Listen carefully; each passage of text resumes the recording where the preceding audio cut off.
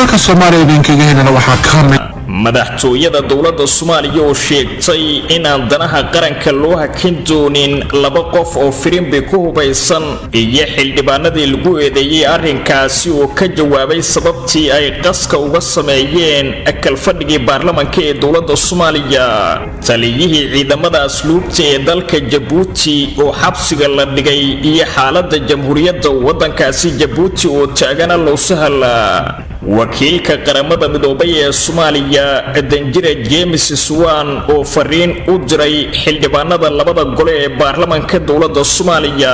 madaxweynaha dalka Masar oo dalbaday xabad joojin laga gaaro colaadda Liibiya kadib guuldaradii soo gaartay generaalkii uu taageerayay ee Khalifa Haftar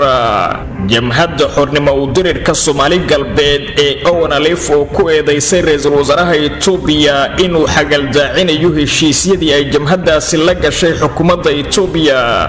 madaxweynaha dalka Kenya Uhuru Kenyatta oo ku dhawaaqay in la qaaday xayiraadii ay dawladdiisu ku soo rogtay xaafadda Islii ee magaalada Nairobi iyo ra'iisul wasaarihii hore ee Soomaaliya Cali Maxamed Geedi oo sheegay in xildhibaanada ka hadlaya maqaamka Muqdisho ay ka leeyihiin dana gaara madaxtooyada dawladda Soomaaliya ayaa war kooban ka soo saartay sawaxan muddo kooban hareeyay xarunta golaha shacabka Soomaaliya Villa Hargeysa ee magaalada Muqdisho halkaas oo si rasmi ah uga furmay kalfadhiga toddobaad ee labada aqal ee baarlamaanka Jamhuuriyadda Federaalka ee Soomaaliya madaxweynaha dawladda Soomaaliya Maxamed Cabdullaahi Farmaajo oo furay kalfadhiga toddobaad ayaa intii ay socotay khudbadiisa la kulmay carqaladayn kaga imaanaysay qaar ka mid ah xildhibaanada oo kala hortagay qayla iyo sawaxan iyadoo qaarkoodna ay yeerinayeen firimbi halka kuwa kalena ay ku qaylinayeen inuu waqtigu ka dhamaaday madaxweyne Farmaajo khudbadiisa agaasimaha guud ee madaxtooyada dawladda Soomaaliya Cabdinuur Maxamed Axmed oo ka hadlayay falkii ay ku kaceen xildhibaanada mucaaridka ah ee joogay kalfadhiga baarlamaanka dawladda Soomaaliya ayaa ku tilmaamay qayb ka mid ah horumarka ay sameysay dimuqraadiyadda Soomaaliya waxaana qoraalkiisa uu ku sheegay agaasimaha madaxtooyada dawladda Soomaaliya in geedi socodka dawladisada ee Soomaaliya heerar kala duwan uu soo maray waxaana jirtay buu yiri xilli kala aragtiya duwanaanshaha lagu xallin jiray qori caaradiisa maanta se waxay maraysaa in firimbi loo yeeriyo marka madaxda laga aragti duwanaado waxaana taasi uu ku qeexay horumar ay sameysay dimuqraadiyadda Soomaaliya isla markaana aan la caburinaynin qof kasta oo ka aragti duwan madaxda dalka agaasimaha guud ee madaxtooyada ayaa sidoo kale sheegay in laba xildhibaan oo ku hubaysan firimbi aysan hakin doonin danaha qaranka iyo shaqada uu madaxweynuhu u hayo shacabka Soomaaliyeed hayaanka loogu jiro soo celinta haybadii qaranka uu lahaa waa soconaysaa firimbiguna hakan maayo wixii hogaamiye kooxeed burcadiimeed iyo shisheeye intuba hakin waayeen ma hakin doonaan ayuu yiri kuwa firimbiga isku soo hubeeyay ee doonaya in ay danaha qaranka hagardaameeyaan waxaana sidoo kale uu qoraalkiisa ku soo qaatay oraahda ah kalluun badweyn ma qurmiyo shaqada ay hayso madaxtooyada Soomaaliya marnaba u istaagi mayso laba xildhibaan oo doonaya in ay ka hor yimaadaan danaha shacabka loo hayo isla markaana ay ka dhaxeegtaan danahooda ayuu yiri dawladnimada Soomaaliya dhinaca kale xildhibaanada ka tirsanaa baarlamaanka dawladda Soomaaliya ee lagu eedeeyay in ay buuqa iyo arbushaada ku sameeyeen xilligii uu khudbada jeedinayay madaxweyne Maxamed Cabdullaahi Farmaajo ayaa la hadlay warbaahinta waxayna ka warbixiyeen sababaha ay uga hor yimaadeen khudbada madaxweynaha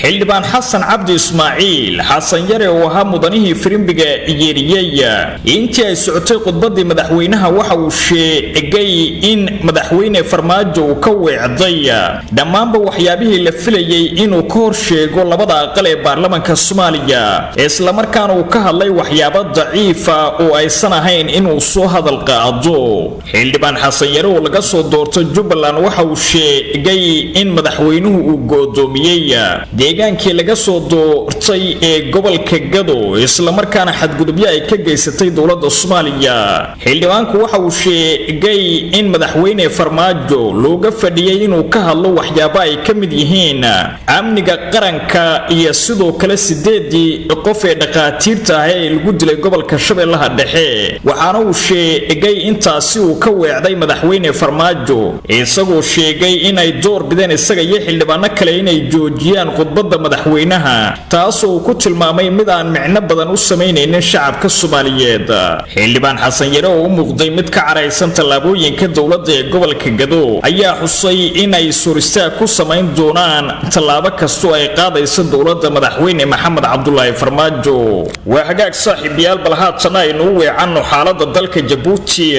jamhuuriyadda Jabuuti waxaa ka taagan xaalad aan wanaagsanayn taasoo ka dhalatay cod uu xabsiga dhexdiisa ka soo duubay sargaal ka tirsanaa ciidamada cirka ee dalka Jabuuti kaasoo muddo dheer ku xirnaa xabsi ku yaala magaalada Jabuuti. waxaana isu soo taraya eedeymaha loo jeedinayay madaxweyne Ismaaciil Cumar Geele ee ku aadan in uu weli sii wado tallaabooyinka cabsigelinta ee ku wajahan dadka rayidka. dowladda Jabuuti waxay goordhow xabsiga dhigtay taliyihii ciidanka asluubta ee xabsiga ugu weyn dalkaasi ee Gobaad kaasoo lagu magacaabo Generaal Cabdullaahi Jaamac Yunis. wararka ayaa sheegaya in xariga taliya Cabdullaahi Jaamac Yunis uu la xiriiro muuqaalkii uu iska soo duubay sargaalkani xabsiga ku jira ee Fuad Yuusuf kaasi oo ku xiran xabsiga Gobaad ee uu maamulayay taliyahani ciidamada asluubta ee dalkaasi Jabuuti.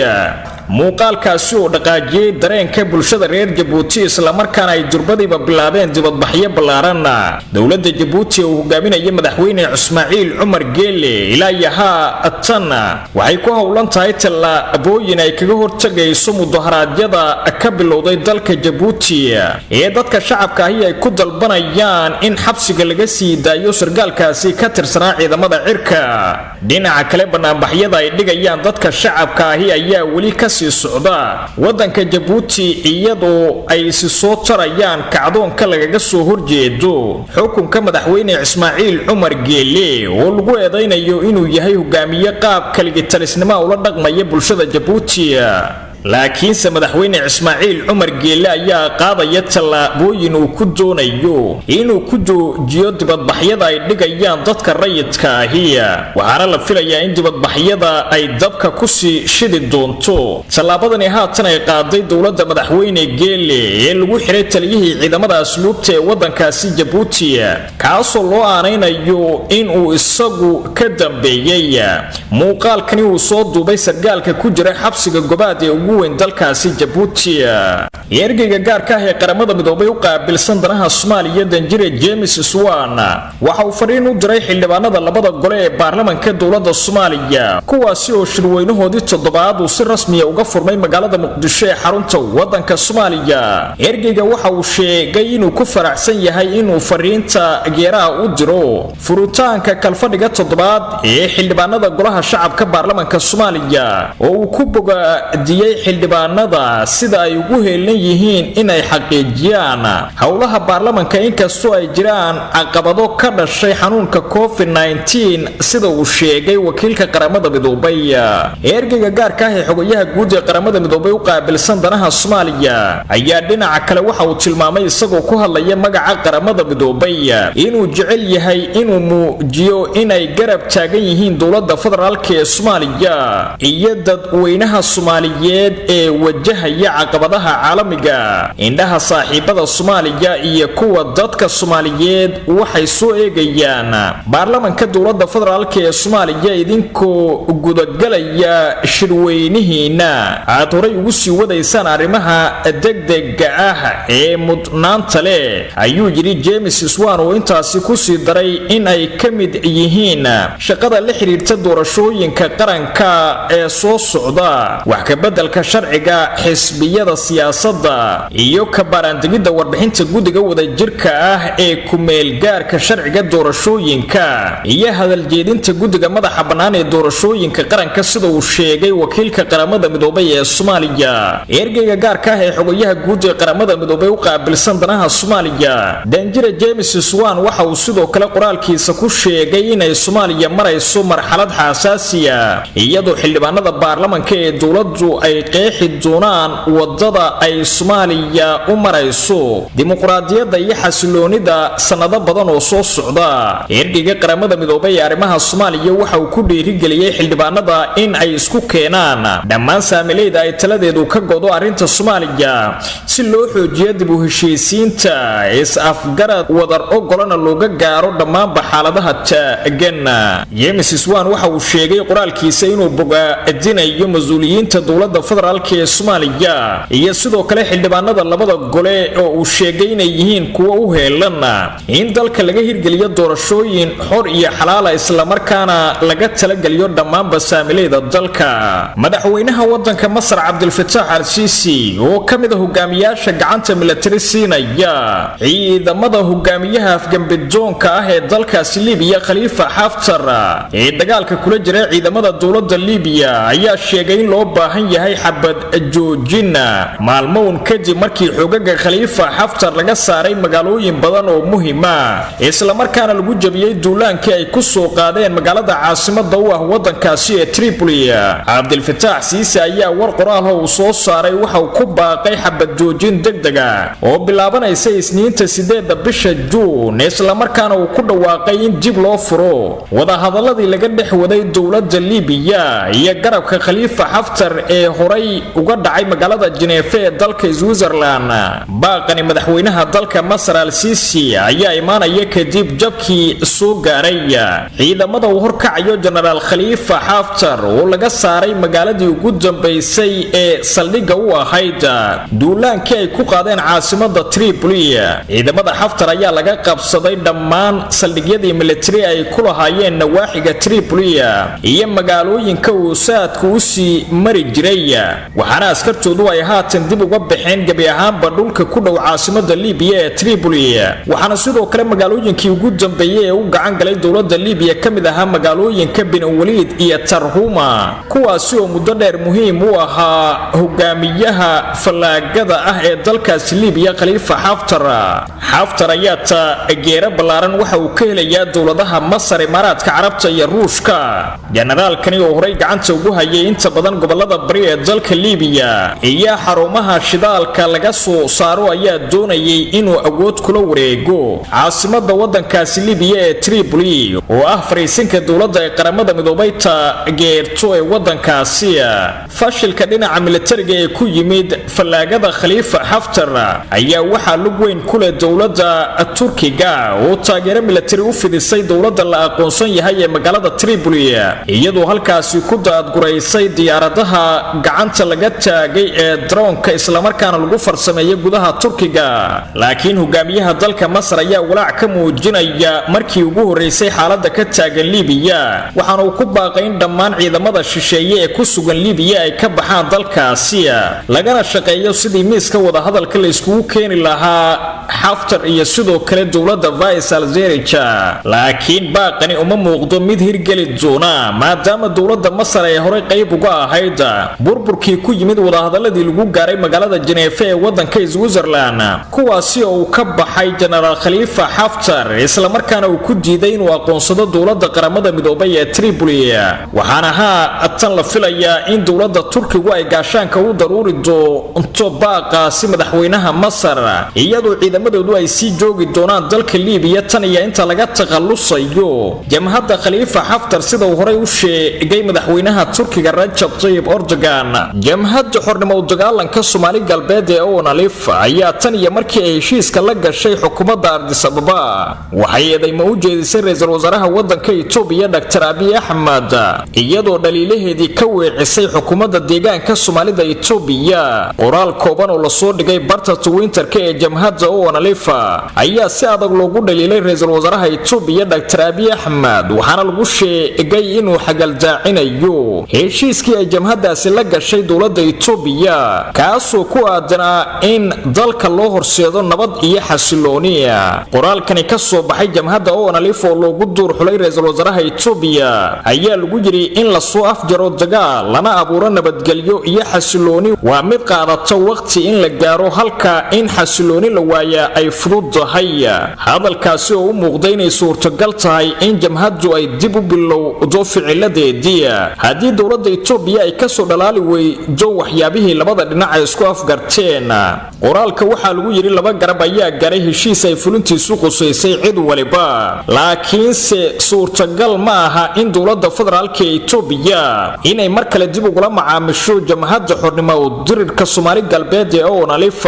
hadalkani waxa uu noqonayaa kii ugu adkaa ee loo diro ra'iisul wasaare Abiy Ahmed tan iyo markii uu dhacay heshiiskii jamhadda iyo sidoo kale dowladda Itoobiya kaas oo soo afjaray culaad socotay muddo 40 sano isla markaana jamhaddu ay geed dheer ugu fuushanayd in ay soo hoyso madax banaanida deegaanka Soomaalida Itoobiya. waxaana jamhaddu intaasi kadib ay noqotay urur siyaasadeed oo qayb ka noqda marxaladaha siyaasadeed ee ka taagan dalkaasi Itoobiya, inkastoo ay haatan muuqato inay ka walaacsan tahay dhaqamada ra'iisul wasaare Abiy Ahmed uu ku wajahayo jamhadda Asiya. madaxweynaha wadanka Kenya Uhuru Kenyatta oo la hadlayay shacabka dalkiisa ayaa shaaca ka qaaday in laga bilaabo 7 bisha lixaad la qaadi doono xayiraadii galitaanka iyo ka bixitaanka ee muddada bisha saarnayd xaafadda Islii ee magaalada Nairobi. Uhuru Kenyatta ayaa dhanka kale shaaciyay in muddo 30 maalmood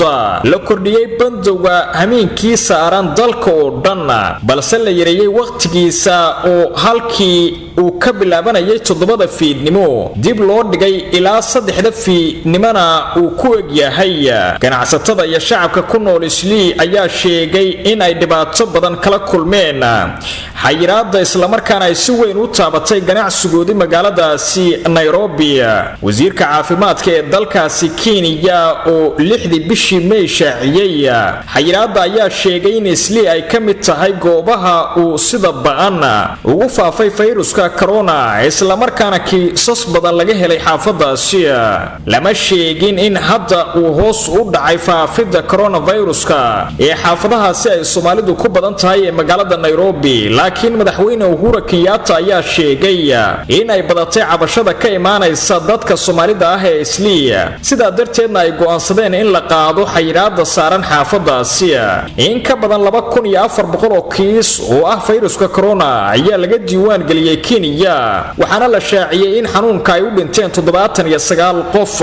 waxaana soo baxayay kol hore in dowladda Kenya ay si gaar ah u bartilmaameedsanayso xaafadda ay Soomaalidu isku raranta ku tahay ee Islii, halkaas oo ay yeelaan ganacsiyada ugu ballaaran ee Soomaalida marka laga soo tago magaalada Muqdisho. ra'iisul wasaarihii hore ee wadanka Soomaaliya mudane Cali Maxamed Geedi oo la hadlayay warbaahinta ayaa ka hadlay hadalhaynta ka dhalatay 7 xubnood ee kuraasta aqalka sare laga siiyay gobolka Banaadir. Professor Cali Maxamed Geedi ayaa waxa uu sheegay inay muhiim tahay sida wanaagu ku jiro in loo wajaho ka doodista xaqa la siinayo gobolka Banaadir, isagoo jawaab ka siiyay dhinacyada mucaaridka oo uu sheegay inay dana gaar ah ka leeyihiin qayladhaanta ay ka muujinayaan maqaamka gobolka Banaadir, waxaana uu sheegay intaasi aysan ahayn mid iyaga qusaysa. ra'iisul wasaarihii hore ee dalka Cali Maxamed Geedi waxa uu sheegay in xildhibaanada mucaaridka ah ee ku halqabsanaya maqaamka gobolka Banaadir ay yihiin kuwa ugu soo hoos gabanaya dana siyaasadeed oo ay iyagu leeyihiin isla markaana aysan daacad ka ahayn inay u doodaan maqaamka gobolka Banaadir. sidoo kale Cali Maxamed Geedi waxa uu sheegay in dowladda haatan jirta ee Soomaaliya ugu baaqayo in dadka gobolka Banaadir xuquuqdooda aan la wadaajin deegaanada kale oo iyaguba si toos ah u hela kuraastooda dowladda Soomaaliya. dhinacyada siyaasadda ee Soomaaliya waxa muddooyinkii dambe guux ka dhex abuuray arrimaha gobolka Banaadir iyo kuraasta laga siiyay aqalka sare, inkastoo dowladdu go'aanka baarlamaanka ka sugayso qadiyadan iyo halka ay ku biyo shubato. laakiin ra'iisul wasaarihii hore ee Soomaaliya Cali Maxamed Geedi waxa uu sheegay in isagu shakhsi ahaan uu aaminsan yahay in xuquuq gaar ah uu leeyahay gobolka Banaadir, laakiin ay jiraan dad doonaya inay fursado kale uga faa'iideystaan arrinkaasi. waxa uu sheegay in dowladdu ay iyadu gacanta ku hayso gobolka Banaadir isla markaana looga looga fadhiyo in ay saarto xuquuqdooda dadka ku dhaqan gobolkaasi. dibadbaxyo ay soo kala abaabuleen dowladda federaalka ee Soomaaliya iyo xisbiyada mucaaradka oo gilgilay Muqdisho iyo gudoomiyaha gobolka Banaadir Cumar Finish oo sheegay inay tallaabo ka qaadi doonaan cid kasta oo rabshad ku raadinaysa maqaamka gobolka Banaadir. gudoomiyaha xisbiga u ciiday Soomaaliland Engineer Faisal Cali Waraabe oo sheegay in uu dhamaaday waqtigii nidaamka kaligii talisnimada ah uu madaxweyne Ismaaciil Cumar Geelle ku maamulayay dalka Djibouti soona dhaweeyay xildhibaanadii buuqa ka abuuray kala fadhiga baarlamaanka Soomaaliya. ciidamada booliska Soomaaliya oo sheegay inay gacanta ku dhigeen qaraxyo la damacsanaa Muqdisho iyo 2 nin oo ismiidaamin rabay. madaxweynaha Koonfur Galbeed Cabdicasiis Laftagreen oo la sheegay inuu burburiyay wada hadallo dhexmari lahaa dowladda federaalka ee Soomaaliya iyo maamul goboleedyada. madaxweynihii hore ee Galmudug Cabdikariin Xuseen Guuleed oo hadal geesinimo leh ku tilmaamay go'aankii uu madaxweyne Farmaajo ka qaatay arrimaha doorashooyinka ee Soomaaliya. iyo ciidamada Turkiga iyo kuwa dowladda Liibiya oo deegaano hor la ka qabsaday General Khalifa Haftar oo qarka u saaran in uu isdhiibo kadib markii laga diiday xabad joojin uu dalbaday. aan ku bilaabo sidii hordhac warkeen arin kugu sheegayba magaalada Muqdisho ee caasimadda Soomaaliya ayaa waxaa gilgilay dibadbaxyo iska soo horjeeda oo midkood lagu taageerayay hadalkii madaxweyne Farmaajo ee ku aadanaa maqaamka iyo matalaada uu gobolka Banaadir ku yeelanayo aqalka sare ee wadanka. dibadbaxa lagu taageerayay go'aanka madaxweyne Farmaajo ayaa waxaa soo abaabulay maamulka gobolka Banaadir waxaana ka qayb galay kumanaan dadweyne ah oo isaga kala yimid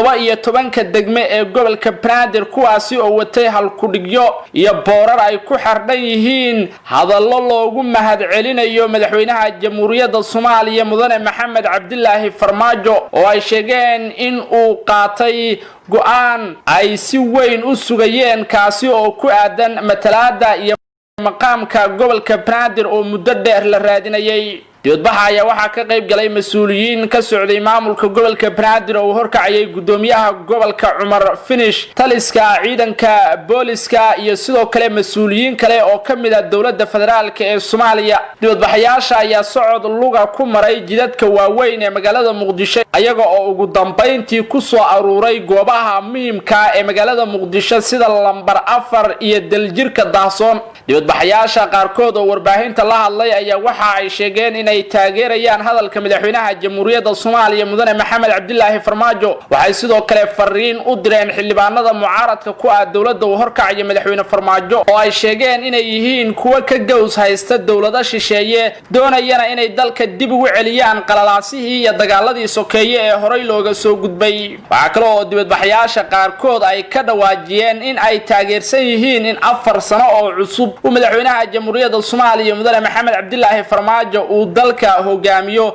inkastoo aragtidaasi ay dadka qaar diidan yihiin. gudoomiyaha maamulka gobolka Banaadir Cumar Maxamed Cumar Finish oo ugu dambeyntii la hadlay dibadbaxayaasha ayaa waxa uu si weyn kaga hadlay arinta taagan iminka ee maqaamka magaalada Muqdisho. Cumar Finish ayaa dibadbaxayaasha taageerayay hadalkii uu madaxweyne Farmaajo ka sheegay kala fadhiga 7aad ee baarlamaanka Soomaaliya. waxa uu ka hor sheegay inaysan aqbali doonin in maqaamka Muqdisho uu ka hooseeyo maamulada kale ee dalka ka jira. sidoo kale wuxuu intaasi ku daray in gobolka Banaadir uu ka miisaan weyn yahay matalaada 7 xubnood ee laga siiyay golaha aqalka sare ee baarlamaanka Soomaaliya. gobolka Banaadir ayuu sheegay inuu u qalmo matalaad ka weyn 7 xubnood oo laga siiyo golaha aqalka sare ee baarlamaanka Soomaaliya maadaama ay ku nool yihiin in ka badan 3 milyan oo qof oo Soomaali ah. gudoomiyaha Cumar Finish ayaa sidoo kale digniin u diray dadka iska hor imaadka iyo rabshadaha ku raadinaya maqaamka magaalada Muqdisho ee caasimadda Soomaaliya isagoo ugu baaqay dadka reer Muqdisho in ay isdejiyaan isla markaana ay xuquuqdooda ku raadsadaan si nabdoon. dadka qaar ayuu sheegay inay dana gaar ah ka leeyihiin matalaada iyo maqaamka magaalada Muqdisho oo ay doonayaan in danahooda ay ka dhaxarkaan haddii ay ka waayaanna ay foodo iyo qalalaaso hor la abuuraan. Cumar Finish ayaa sheegay in dadkaasi aysan u dul qaadan doonin talaabooyinka ay qaadayaan oo ay si adag ula dagaalami doonaan. shacabka isku soo baxay ee taageerayay go'aanka madaxweyne Farmaajo ayuu ku amaanay sida ay isku soo abaabuleen oo ay u muujiyeen rabitaankooda ku aadan in ay raali ka yihiin in gobolka Banaadir uu helo xaquuq iyo matalaad u gaara oo muddo dheer laga shaqeynayay maamulkiisa ayuu sheegay intii uu jiray inuu ka shaqeynayay sidii dadka ku nool gobolka Banaadir ay u heli lahaayeen xaquuqdooda iminkana uu dadaal ku marayo meel wanaagsan ayna rajeynayaan in inta dhiman sida ugu dhaqsaha badan lagu helo oo Muqdisho ay hesho matalaad saxa dhinaca kale dibadbaxkaasi ka soo horjeeda oo ay soo qaban qaabiyeen mucaaradka dawladda ku kacsan gaar ahaan madasha isbahaysiga xisbiyada qaran ayaa ka dhacay magaalada Muqdisho ee caasimadda Soomaaliya dibadbaxaasi ayaa lagu diidanaa nooca matalaada Muqdisho laga siiyay aqalka sare iyo hadalkii uu madaxweyne Farmaajo ka hor sheegay labada gole ee baarlamaanka Soomaaliya xubnaha dibadbaxan dawladda lagaga soo horjeeday horkacayay oo u badnaa odayaal dhaqameed ayaa waxa ay sheegeen in magaalada Muqdisho xaquuqdeeda iyo matalaada ay yeelan kartaba ay ka tashan karaan dadka reer Muqdisho oo iyagu ay ku heshiin karaan xaqoodana ay go'aan ka gaari karaan nooca uu noqonayo iyo matalaada ay doonayaan hase yeeshee uusan madaxweynuhu isagu go'aan ka gaari karin maqaamka magaalada Muqdisho talaabadaasi oo ay ku tilmaameen mid aan la aqbali karin waxa kale oo ay dadka dibadbaxa dhigayay si weyn u dhaliileen dhowr talaabo oo ay qaaday dawladda madaxweyne Farmaajo nabadoon Islow Cabdiraxmaan Islow oo kamid ahaa dadka dhigayay dibadbaxa lagaga soo horjeeday dawladda ee ka dhacay Muqdisho ayaa waxa uu sheegay in dadka dawladda taageersan ee iyaguna ku dibadbaxay magaalada Muqdisho ee sheegay inay soo dhaweynayaan hadalka madaxweyne Farmaajo ee maqaamka gobolka Banaadir ay yihiin xoogaga wadaniyiinta oo uu sameystay madaxweynaha Soomaaliya sida uu hadalka u dhigay nabadoon Islow Cabdiraxmaan Islow waxa kale oo uu sheegay in ay yihiin dadka dibadbaxaya badankoodu kuwa hubaysan oo doonaya in magaalada ay qas ka abuuraan balse iyagu ay doonayaan inay qabtaan dibadbax nabadeed oo ay ku dalbanayaan maqaamka gobolka Banaadir oo dadka degan Muqdisho ay ka wada tashtaan labada dibadbax ee ka kala dhacay magaalada Muqdisho ayaa si weyn looga dareemay caasimadda waxaana dibadbaxyadu ay yimaadeen iyada oo uu jiro baaqiyo ay dawladdu horay u soo saartay oo ahaa in dadku ay kala dheeraadaan maadaama ay jirto qatarta cudurka COVID-19 sidoo kalena ay xiran yihiin goobaha muhiimka sida kuwa waxbarashada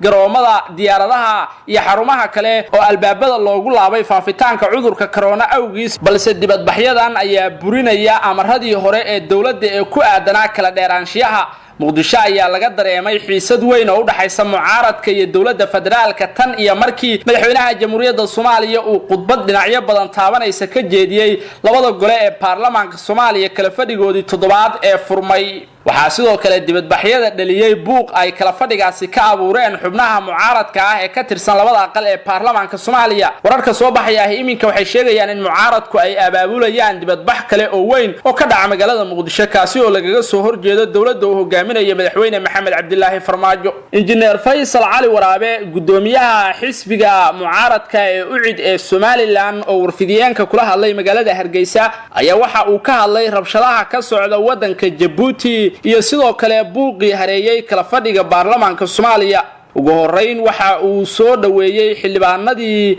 buuqa ka abuuray fadhigii uu madaxweynaha jamhuuriyadda Soomaaliya furayay ee labada gole ee baarlamaanka Soomaaliya wuxuuna talaabada ay qaadeen xildhibaanada foorida iyo firimbiga isugu daray madaxweynaha ku tilmaamay mid geesinimo leh oo ay isaga dulqaadayaan nidaamka madaxweyne Maxamed Cabdilaahi Farmaajo uu hormuudka ka yahay oo uu ku tilmaamay injineer Faysal Cali Waraabe mid aan u qalmin in uu hogaamiyo dadka Soomaaliyeed Faysal Cali Waraabe ayaa sheegay in laga doonayo dadka reer Muqdisho in ay iyaguna iska xoreeyaan nidaamkaasi oo ay iyagu talada gacanta ku dhigaan sida uu hadalka u dhigay Faysal Cali Waraabe ayaa sidoo kale soo hadal qaaday xaaladda dalka Djibouti oo ay hareeyeen rabshado ka dhashay xarig loo geystay duuliye ka tirsanaa ciidamada cirka ee wadanka Djibouti waxa uu sheegay in uu dhamaaday waqtigii uu nidaamka keligii talisnimada ah ku maamulayay wadanka Djibouti madaxweyne Ismaaciil Cumar Geele dadka reer Djibouti ee dibadbaxa dhigaya ayuu ku tilmaamay kuwa doonaya inay iska xoreeyaan nidaamka dictatornimada ah ee la degay wadanka Djibouti oo sanado badan uu maamulayay hal madaxweyne oo kaliya taasi oo uu ku tilmaamay injineer Faysal Cali Waraabe mid aan macquul ahayn dadka dibadbaxa dhigaya ayuu sheegay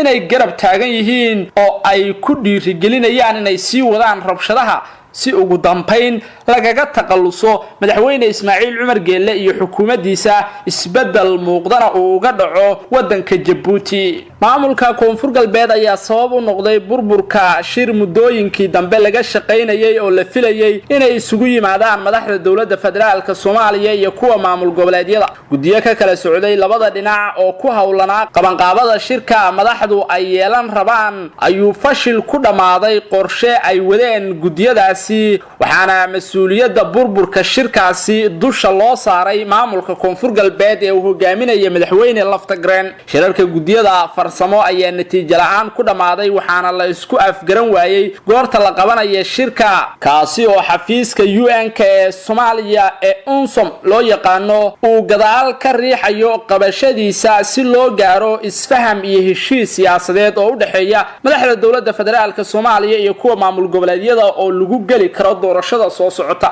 Puntland ayaa soo jeedisay in shirka uu dhaco 20ka bisha Juun, laakiin Koonfur Galbeed ayaa ka hortimid waqtigaasi iyadoo dalbatay in uu qabsoomo kulanku wixii ka dambeeya bisha July ee sanadkan 2020. Koonfur Galbeed ma aysan sababayn dib u dhigidda shirka iyadoo markii dambe ku dhawaaqday inaysan diyaar u ahayn ka qaybgalka shirka la qorsheeyay in uu dhex maro madaxda dawladda Soomaaliya iyo kuwa maamul goboleedyada taa oo keentay in gabi ahaanba uu fashilmo kulankii labada dhinac dhex mari lahaa. galmudug ayaa muujisay dhankeeda xiisaha ay u qabto in ay martigeliso kulan madaxeedka u dhaxeeya dawladda federaalka iyo maamul goboleedyada, waxaana uu maamulka galmudug soo jeediyay in la qabto kulanka 1 bisha Luulyo ee sanadkan aynu ku jirno ee 2020. Puntland, galmudug iyo Jubbaland waxay soo jeediyeen in la dhiso marka hore kalsoonida dhinacyada oo lagu wada hadlo dhinaca internetka qaasatan aalada Zoom-ka, laakiin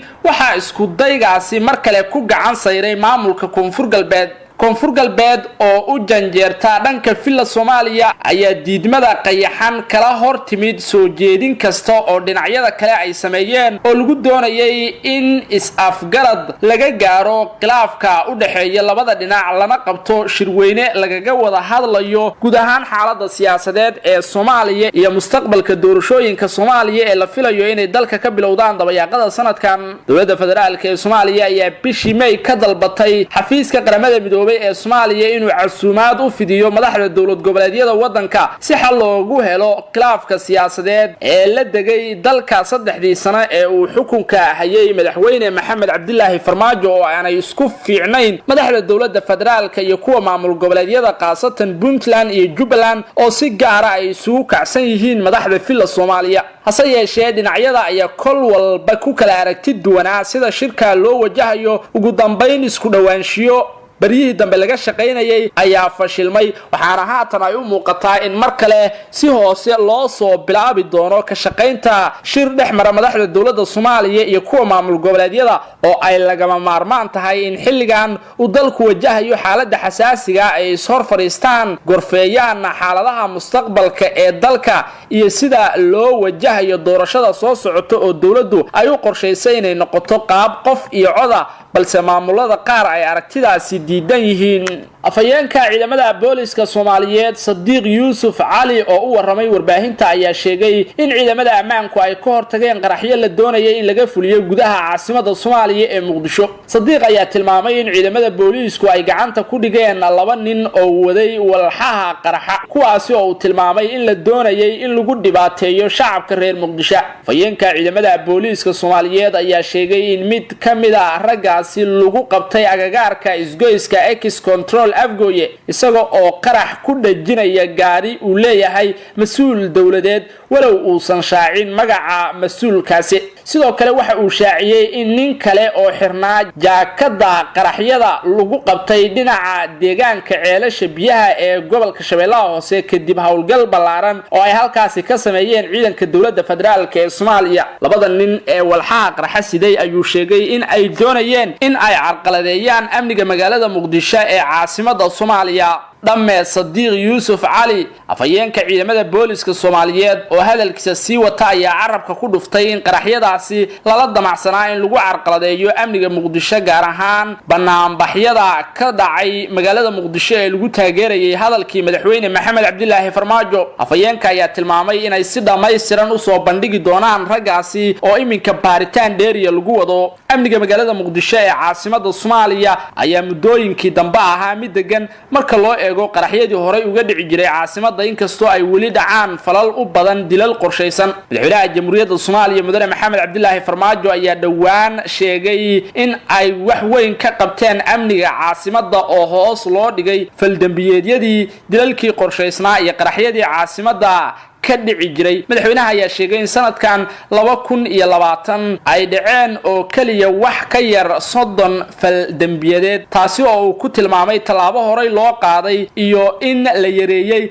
dambiyadii kala duwanaa ee caasimadda ka dhici jiray wuxuuna madaxweynuhu carabka ku adkeeyay in ay sii wadi doonaan howlaha xasilinta amniga caasimadda ilaa laga ciribtirayo dhammaanba falalka ka dhanka ah xasiloonida magaalada Muqdisho ee caasimadda Soomaaliya oo dawladdu ay juhdi ballaaran ku bixisay balse sanadihii dambe ay al-shabaab iyaguna maleegayeen qaraxyo iyo weeraro kale oo ay caasimadda ka geysanayaan kuwaasi oo ay xitaa ku jiraan hoobiyaal lagu tuuray goobaha qaar madaxweynihii hore ee galmudug marna soo noqday wasiirkii arrimaha gudaha iyo amniga qaranka Cabdikariin Xuseen Guuleed ayaa si weyn u soo dhaweeyay hadalkii madaxweynaha jamhuuriyadda Soomaaliya Maxamed Cabdilaahi Farmaajo ee la xiriiray qabsoomidda doorashada dalka Guuleed waxa uu sheegay in arrintaasi ay u wanaagsan tahay sii socoshada qori isu dhiibka dawladnimada Soomaaliya oo 4 sanaba mar la qabto doorasho lagu soo doorto dawladda xigta tan markaasi waqtigeedu uu idlaado waxa uu sheegay in hadalka madaxweyne Maxamed Cabdilaahi Farmaajo ee ku aadan arrimaha doorashooyinka Soomaaliya uu yahay mid geesinimo ah oo muddo la sugayay in uu madaxweynuhu cadeeyo mowqifkiisa ku wajahan arrimaha doorashooyinka ee Soomaaliya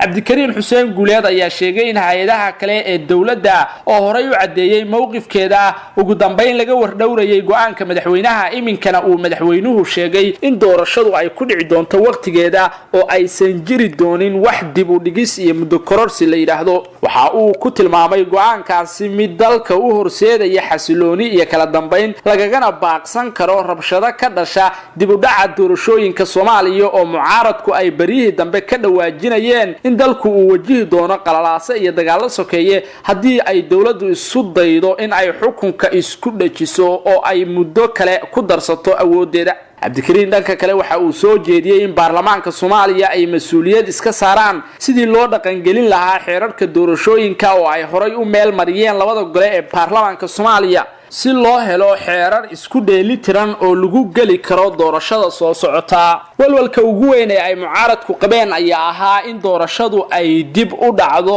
oo marka uu dhamaado muddaxileedka madaxweyne Maxamed Cabdilaahi Farmaajo ay dawladdu waqti kale ku darsato hase yeeshee madaxda dawladda federaalka ee Soomaaliya ayaa si cad u sheegay in arrintaasi aysan dhici doonin oo doorashada lagu gali doono waqtigii loo qoondeeyay ayna noqon doonto mid ay dadweynuhu ka qayb galaan ay soo doortaan dadka ku metelaya kuraasta labada aqal ee baarlamaanka Soomaaliya hogaamiyaasha kale ee mucaaradka ayaan wali cadeyn mowqifkooda ku wajahan hadalka madaxweyne Maxamed Cabdilaahi Farmaajo marka laga soo tago Cabdikariin Xuseen Guuleed madaxweynihii hore ee galmudug oo iminka aastay xisbi siyaasadeed u gaara kaasi oo lagu magacaabo xisbiga Sahan oo uu kaga qayb gali doono doorashada soo socota ee dalka ka dhacaysa dabayaaqada sanadkan dalka Liibiya magaalooyin ku yaala waxa ka socda xoogan oo u dhaxeeya ciidamada daacadda u ah dawladda qaramada midoobay ay aqoonsan tahay iyo maleeshiyaad ka amar qaatay Generaal Khalifa Haftar oo doonaya in talada Liibiya uu xoog kula wareego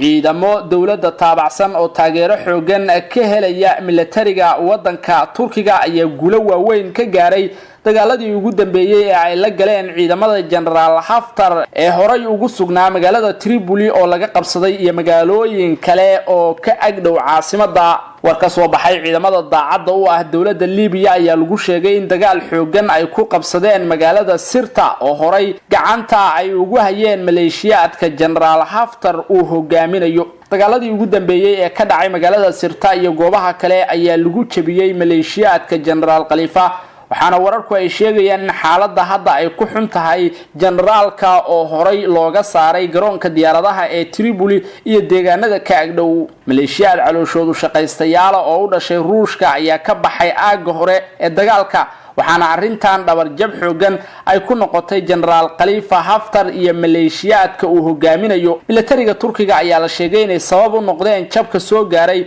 xulufada generaal Khalifa Haftar oo ay ku jiraan Imaaraadka Masar iyo Ruushka waxaana ciidamada dawladda Liibiya dagaalka ay kula jiraan generaal Khalifa Haftar taageero weyn ka siinaya militariga dawladda Turkiga ee dalka la geeyay markii horeysay generaal Khalifa Haftar ayaa ku baaqay xabad joojin iyo in la bilaabo wada xaajood lagu xalinayo dagaalada ka aloosan wadanka Liibiya balse dawladda Liibiya iyo tan Turkiga ayaa labaduba diiday in generaalkaasi lala hadlo maadaama ay u arkaan in waqtigan uu dagaalka ku jabay uu doonayo in uu wada hadalada gabaad ka dhigto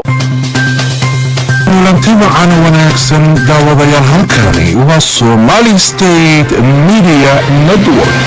wararka Soomaaliya idinkaga helana waxaa ka mid madaxtooyada dawladda Soomaaliya oo sheegtay inaan danaha qaranka loo hakin doonin laba qof oo firimbi ku hubaysan iyo xildhibaanadii lagu eedeeyay arrinkaasi oo ka jawaabay sababtii ay qaska uga sameeyeen akal fadhigii baarlamaanka ee dawladda Soomaaliya taliyihii ciidamada asluubta ee dalka Djibouti oo xabsiga la dhigay iyo xaaladda jamhuuriyadda wadankaasi Djibouti oo taagana loo sahla wakiilka qaramada midoobay ee Soomaaliya danjire James Swan oo fariin u diray xildhibaanada labada gole ee baarlamaanka dawladda Soomaaliya madaxweynaha dalka Masar oo dalbaday xabad joojin laga gaaro colaadda Liibiya kadib guuldaradii soo gaartay generaalkii uu taageerayay ee Khalifa Haftar jamhadda xornimo u dirirka Soomaali galbeed ee Owen Alif oo ku eedeysay ra'iisul wasaaraha Itoobiya inuu xagaldaacinayo heshiisyadii ay jamhaddaasi la gashay xukuumadda Itoobiya madaxweynaha dalka Kenya Uhuru Kenyatta oo ku dhawaaqay in la qaaday xayiraadii ay dawladdiisu ku soo rogtay xaafadda Islii ee magaalada Nairobi iyo ra'iisul wasaarihii hore ee Soomaaliya Cali Maxamed Geedi oo sheegay in xildhibaanada ka hadlaya maqaamka Muqdisho ay ka leeyihiin dana gaar ah madaxtooyada dawladda Soomaaliya ayaa war kooban ka soo saartay sawaxan muddo kooban hareeyay xarunta golaha shacabka Soomaaliya Villa Hargeysa ee magaalada Muqdisho halkaas oo si rasmi ah uga furmay kal fadhiga toddobaad ee labada aqal ee baarlamaanka Jamhuuriyadda Federaalka ee Soomaaliya madaxweynaha dawladda Soomaaliya Maxamed Cabdullaahi Farmaajo oo furay kal fadhiga toddobaad ayaa intii ay socotay khudbadiisa la kulmay carqaladayn kaga imaanaysay qaar ka mid ah xildhibaanada oo kala hortagay qayla iyo sawaxan iyadoo qaarkoodna ay yeerinayeen firimbi halka kuwa kalena ay ku qaylinayeen inuu waqtigu ka dhamaaday madaxweyne Farmaajo khudbadiisa agaasimaha guud ee madaxtooyada dawladda Soomaaliya Cabdinuur Maxamed Axmed oo ka hadlayay falkii ay ku kaceen xildhibaanada mucaaridka ah ee joogay kal fadhiga baarlamaanka dawladda Soomaaliya ayaa ku tilmaamay qayb ka mid ah horumarka ay sameysay dimuqraadiyadda Soomaaliya waxaana qoraalkiisa uu ku sheegay agaasimaha madaxtooyada dawladda Soomaaliya in geedi socodka dawladda ee Soomaaliya heerar kala duwan uu soo maray waxaana jirtay buu yiri xilli kala aragtiya duwanaanshaha lagu xallin jiray qori caaradiisa maanta se waxay maraysaa in firimbi loo yeeriyo marka madaxda laga aragti duwanaado waxaana taasi uu ku qeexay horumar ay sameysay dimuqraadiyadda Soomaaliya isla markaana aan la caburinaynin qof kasta oo ka aragti duwan madaxda dalka agaasimaha guud ee madaxtooyada ayaa sidoo kale sheegay in laba xildhibaan oo ku hubaysan firimbi aysan hakin doonin danaha qaranka iyo shaqada uu madaxweynuhu u hayo shacabka Soomaaliyeed hayaanka loogu jiro soo celinta haybadii qaranka uu lahaa waa soconaysaa firimbiguna hakan maayo wixii hogaamiye kooxeed burcadiimeed iyo shisheeye intuba hakin waayeen ma hakin doonaan ayuu yiri kuwa firimbiga isku soo hubeeyay ee doonaya in ay danaha qaranka hagardaameeyaan waxaana sidoo kale uu qoraalkiisa ku soo qaatay oraahda ah kalluun badweyn ma qurmiyo shaqada ay hayso madaxtooyada Soomaaliya marnaba u istaagi mayso laba xildhibaan oo doonaya in ay ka hor yimaadaan danaha shacabka loo hayo isla markaana ay ka dhexeegtaan danahooda ayuu yiri dowladnimada Soomaaliya dhinaca kale xildhibaanada ka tirsanaa baarlamaanka dowladda Soomaaliya ee lagu eedeeyay in ay buuqa iyo arbushaada ku sameeyeen xilligii uu khudbada jeedinayay madaxweyne Maxamed Cabdullaahi Farmaajo ayaa la hadlay warbaahinta waxayna ka warbixiyeen sababaha ay uga hor yimaadeen khudbada madaxweynaha xildhibaan xasan cabdi ismaaciil xasan yare oo ahaa mudanihii firimbiga yeeriyay intii ay socotay khudbadii madaxweynaha waxa uu sheegay in madaxweyne Farmaajo uu ka weecday dhammaanba waxyaabihii la filayay inuu ka hor sheego labada aqal ee baarlamaanka Soomaaliya isla markaana uu ka hadlay waxyaabo daciif ah oo aysan ahayn inuu soo hadal qaado xildhibaan xasan yare oo laga soo doorto Jubbaland waxa uu sheegay in madaxweynuhu uu goodoomiyay deegaankii laga soo doortay ee gobolka Gado isla markaana xadgudubyo ay ka geysatay dowladda Soomaaliya xildhibaanku waxa uu sheegay in madaxweyne Farmaajo looga fadhiyay inuu ka hadlo waxyaabo ay ka mid yihiin amniga qaranka iyo sidoo kale 8 qof ee dhaqaatiirta ah ee lagu dilay gobolka Shabeellaha Dhexe waxaana uu sheegay intaasi uu ka weecday madaxweyne Farmaajo isagoo sheegay in ay door bideen isaga iyo xildhibaano kale inay joojiyaan khudbada madaxweynaha taasoo ku tilmaamay mid aan micno badan u sameynaynin shacabka Soomaaliyeed xildhibaan xasan yare oo u muuqday mid ka caraysan talaabooyinka dowladda ee gobolka Gado ayaa xusay in ay suurista ku sameyn doonaan talaabo kasto ay qaadayso dowladda madaxweyne Maxamed Cabdullaahi Farmaajo waa hagaag saaxiibayaal bal haatan aynu weecanno xaaladda dalka Djibouti jamhuuriyadda Djibouti waxaa ka taagan xaalad aan wanaagsanayn taasoo ka dhalatay cod uu xabsiga dhexdiisa ka soo duubay sargaal ka tirsanaa ciidamada cirka ee dalka Djibouti kaasoo muddo dheer ku xirnaa xabsi ku yaala magaalada Djibouti waxaana isu soo tarayay eedeymaha loo jeedinayay madaxweyne Ismaaciil Cumar Geele ee ku aadan in uu wali sii wado talaabooyinka cabsigelinta ee ku wajahan dadka rayidka dowladda Djibouti waxay goordhow xabsiga dhigtay taliyihii ciidanka asluubta ee xabsiga ugu weyn dalkaasi ee Gobaad kaasoo lagu magacaabo General Cabdullaahi Jaamac Yunis wararka ayaa sheegaya in xariga taliya Cabdullaahi Jaamac Yunis uu la xiriiro muuqaalkii uu iska soo duubay sargaalkan xabsiga ku jira ee Fuad Yusuf kaasi oo ku xiran xabsiga Gobaad ee uu maamulayay taliyahani ciidamada asluubta ee dalkaasi Djibouti muuqaalkaasi oo dhaqaajiyay dareenka bulshada reer Djibouti isla markaana ay durbadiiba bilaabeen dibadbaxyo ballaaran dowladda Djibouti oo hogaaminaya madaxweyne Ismaaciil Cumar Geele ilaa yaha tan waxay ku howlan tahay talaabooyin ay kaga hortagayso mudaharaadyada ka bilowday dalka Djibouti ee dadka shacabka ah ay ku dalbanayaan in xabsiga laga sii daayo sargaalkaasi ka tirsanaa ciidamada cirka dhinaca kale banaanbaxyada ay dhigayaan dadka shacabka ah ayaa wali ka sii socda wadanka Djibouti iyadoo ay si soo tarayaan kacdoonka lagaga soo horjeedo xukunka madaxweyne Ismaaciil Cumar Geele oo lagu eedeynayo inuu yahay hogaamiye qaab kaligitalisnimo ula dhaqmaya bulshada Djibouti laakiinse madaxweyne Ismaaciil Cumar Geele ayaa qaadaya talaabooyin uu ku doonayo inuu ku joojiyo dibadbaxyada ay dhigayaan dadka rayidka ah waxaana la filayaa in dibadbaxyada ay dabka ku sii shidi doonto talaabadani haatan ay qaaday dowladda madaxweyne Geele ee lagu xiray taliyihii ciidamada asluubta ee wadankaasi Djibouti kaasoo loo aanaynayo in uu isagu ka dambeeyay muuqaalkani uu soo duubay sargaalka ku jira xabsiga Gobaad ee ugu weyn dalkaasi Djibouti ergeyga gaarka ah ee qaramada midoobay u qaabilsan danaha Soomaaliya Danjire James Swan waxa uu fariin u diray xildhibaanada labada gole ee baarlamaanka dowladda Soomaaliya kuwaasi oo shirweynahoodii toddobaad uu si rasmi ah uga furmay magaalada Muqdisho ee xarunta wadanka Soomaaliya ergeyga waxa uu sheegay inuu ku faraxsan yahay inuu fariinta geeraha u diro furitaanka kalfadhiga toddobaad ee xildhibaanada golaha shacabka baarlamaanka Soomaaliya oo uu ku bogaadiyay xildhibaanada sida ay ugu heelan yihiin inay xaqiijiyaan howlaha baarlamaanka inkastoo ay jiraan caqabado ka dhashay xanuunka COVID-19 sida uu sheegay wakiilka qaramada midoobay ergeyga gaarka ah ee xogayaha guud ee qaramada midoobay u qaabilsan danaha Soomaaliya ayaa dhinaca kale waxa uu tilmaamay isagoo ku hadlaya magaca qaramada midoobay inuu jecel yahay inuu muujiyo inay garab taagan yihiin dowladda federaalka ee Soomaaliya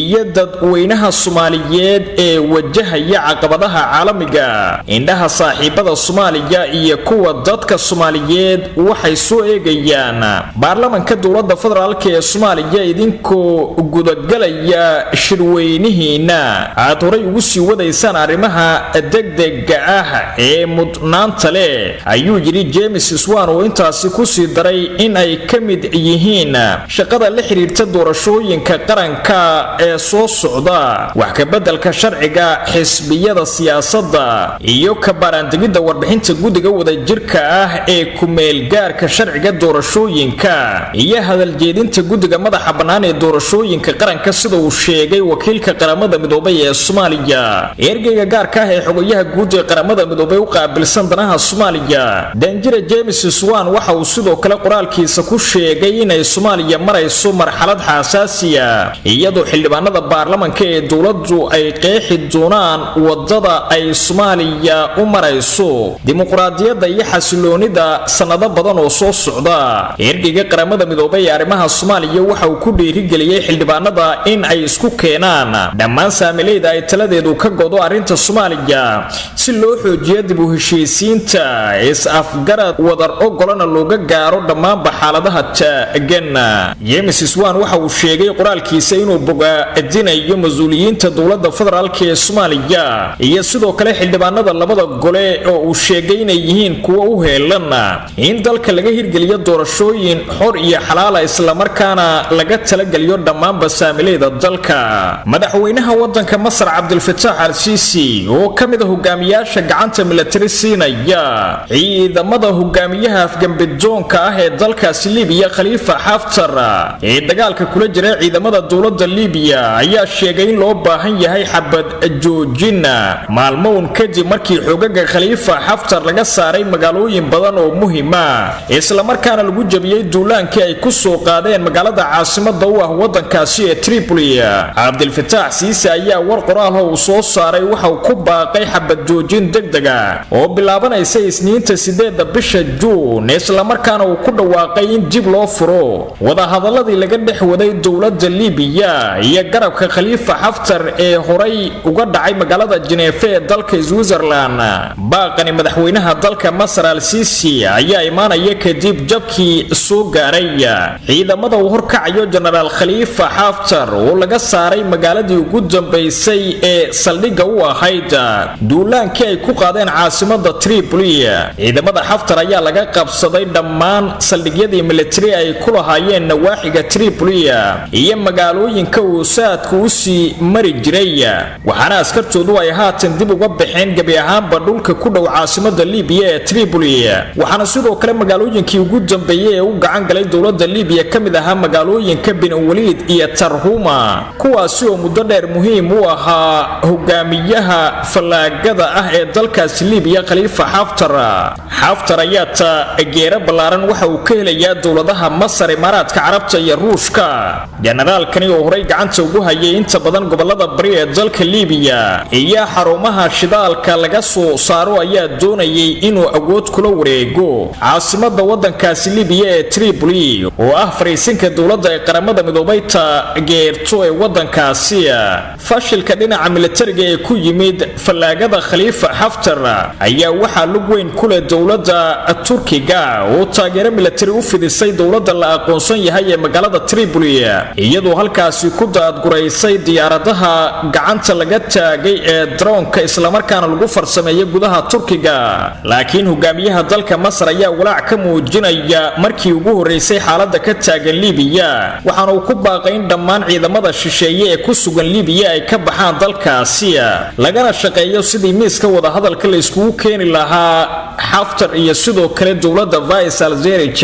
laakiin baaqani uma muuqdo mid hirgeli doona maadaama dowladda Masar ay horay qayb uga ahayd burburkii ku yimid wada hadaladii lagu gaaray magaalada Geneva ee wadanka Switzerland kuwaasi oo ka baxay General Khalifa Haftar isla markaana uu ku diiday inuu aqoonsado dowladda qaramada midoobay ee Tripoli waxaana tan la filayaa in dowladda Turkigu ay gaashaanka u daruuri doonto baaqaasi madaxweynaha Masar iyadoo ciidamadoodu ay sii joogi doonaan dalka Liibiya tan iyo inta laga takhalusayo jamhadda Khalifa Haftar sida uu horey u sheegay madaxweynaha Turkiga Recep Tayyip Erdogan. jamhadda xornimo u dagaalanka Soomaali galbeed ee ONALIF ayaa tan iyo markii ay heshiiska la gashay xukuumadda Addis Ababa waxay eedeymo u jeedisay ra'iisul wasaaraha waddanka Itoobiya Dr. Abiy Ahmed iyadoo dhaliilaheedii ka weecisay xukuumadda deegaanka Soomaalida Itoobiya. qoraal kooban oo la soo dhigay barta Twitterka ee jamhadda ONALIF ayaa si adag loogu dhaliilay ra'iisul wasaaraha Itoobiya Dr. Abiy Ahmed waxaana lagu sheegay inuu xagaldaacinayo heshiiskii ay jamhaddaasi la gashay dowladda Itoobiya kaasoo ku aadanaa in dalka loo horseedo nabad iyo xasilooni. qoraalkani ka soo baxay jamhadda ONALIF oo loogu duur xulay ra'iisul wasaaraha Itoobiya ayaa lagu yiri in la soo afjaro dagaal lana abuuro nabadgelyo iyo xasilooni waa mid qaadata waqti in la gaaro halka in xasilooni la waaya ay fududahay. hadalkaasi oo u muuqday inay suurtagal tahay in jamhaddu ay dib u bilowdo ficiladeedii haddii dowladda Itoobiya ay ka soo dhalaali weydo waxyaabihii labada dhinac ay isku afgarteen. qoraalka waxaa lagu yiri laba garab ayaa garay heshiis ay fulintiisu qusaysay cid waliba laakiinse suurtagal ma aha in dowladda federaalka ee Itoobiya inay mar kale dib ugu macaamisho jamhadda xornimo u dirirka Soomaali galbeed ee ONALIF. hadalkani waxa uu noqonayaa kii ugu adkaa ee loo diro ra'iisul wasaare Abiy Ahmed tan iyo markii uu dhacay heshiiskii jamhadda iyo sidoo kale dowladda Itoobiya kaasoo soo afjaray culaad socotay muddo 40 sano isla markaana jamhaddu ay geed dheer ugu fuushanayd inay soo hoyso madax banaanida deegaanka Soomaalida Itoobiya. waxaana jamhaddu intaasi kadib ay noqotay urur siyaasadeed oo qayb ka noqda marxaladaha siyaasadeed ee ka taagan dalkaasi Itoobiya inkastoo ay haatan muuqato inay ka walaacsan tahay dhaqamada ra'iisul wasaare Abiy Ahmed uu ku wajahayo jamhadda Asiya. madaxweynaha waddanka Kenya Uhuru Kenyatta oo la hadlayay shacabka dalkiisa ayaa shaaca ka qaaday in laga bilaabo 7 bisha lixaad la qaadi doono xayiraadii galitaanka iyo ka bixitaanka ee muddada bisha saarnayd xaafadda Islii ee magaalada Nairobi. Uhuru Kenyatta ayaa dhanka kale shaaciyay in muddo 30 maalmood la kordhiyay bandowga hameenkii saaran dalka oo dhan balse la yareeyay waqtigiisa oo halkii uu ka bilaabanayay 7 fiidnimo dib loo dhigay ilaa 3 fiidnimana uu ku eg yahay. ganacsatada iyo shacabka ku nool Islii ayaa sheegay in ay dhibaato badan kala kulmeen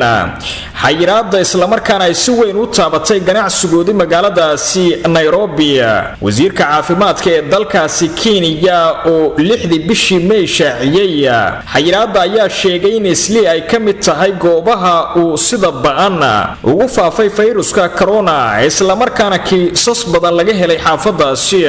lama sheegin in hadda uu hoos u dhacay faafidda coronaviruska ee xaafadahaasi ay Soomaalidu ku badan tahay ee magaalada Nairobi laakiin madaxweyne Uhuru Kenyatta ayaa sheegay in ay badatay cabashada ka imaanaysa dadka Soomaalida ah ee Islii sida darteedna ay go'aansadeen in la qaado xayiraadda saaran xaafadaasi. in ka badan 2400 oo kiis oo ah fayruska corona ayaa laga diiwaan galiyay Kenya waxaana la shaaciyay in xanuunka ay u dhinteen 79 qof. waxaana soo baxayay kol hore in dowladda Kenya ay si gaar ah u bartilmaameedsanayso xaafadda ay Soomaalidu isku raranta ku tahay ee Islii halkaas oo ay yeelaan ganacsiyada ugu ballaaran ee Soomaalida marka laga soo tago magaalada Muqdisho. ra'iisul wasaarihii hore ee waddanka Soomaaliya mudane Cali Maxamed Geedi oo la hadlayay warbaahinta ayaa ka hadlay hadalhaynta ka dhalatay 7 xubnood ee kuraasta aqalka sare laga siiyay gobolka Banaadir. Professor Cali Maxamed Geedi ayaa waxa uu sheegay inay muhiim tahay sida wanaagu ku jiro in loo wajaho ka doodista xaq la siinayo gobolka Banaadir isagoo jawaab ka siiyay dhinacyada mucaaridka oo uu sheegay inay dana gaar ah ka leeyihiin qayladhaanta ay ka muujinayaan maqaamka gobolka Banaadir waxaana uu sheegay in taasi aysan ahayn mid iyaga qusaysa. ra'iisul wasaarihii hore ee dalka Cali Maxamed Geedi waxa uu sheegay in xildhibaanada mucaaridka ah ee ku halqabsanaya maqaamka gobolka Banaadir ay yihiin kuwa ugu soo hoos gabanaya dana siyaasadeed oo ay iyagu leeyihiin isla markaana aysan daacad ka ahayn inay u doodaan maqaamka gobolka Banaadir. sidoo kale Cali Maxamed Geedi waxa uu sheegay in dowladda haatan jirta ee Soomaaliya ugu baaqayo in dadka gobolka Banaadir xuquuqdooda aan lala wadaajin deegaanada kale oo iyaguba si toos u hela kuraastooda dowladda Soomaaliya dhinacyada siyaasadda ee Soomaaliya waxa mudooyinkii dambe guux ka dhex abuuray arrimaha gobolka Banaadir iyo kuraasta laga siiyay aqalka sare inkastoo dowladdu go'aanka baarlamaanka ka sugayso qadiyadan iyo halka ay ku biyo shubato laakiin ra'iisul wasaarihii hore ee Soomaaliya Cali Maxamed Geedi waxa uu sheegay in isagu shakhsi ahaan uu aaminsan yahay in xuquuq gaar ah uu leeyahay gobolka Banaadir laakiin ay jiraan dad doonaya inay fursado kale uga faa'iideystaan arrinkaasi waxa uu sheegay in dowladdu ay iyadu gacanta ku hayso gobolka Banaadir isla markaana looga fadhiyo in ay saarto xuquuqdooda dadka ku dhaqan gobolkaasi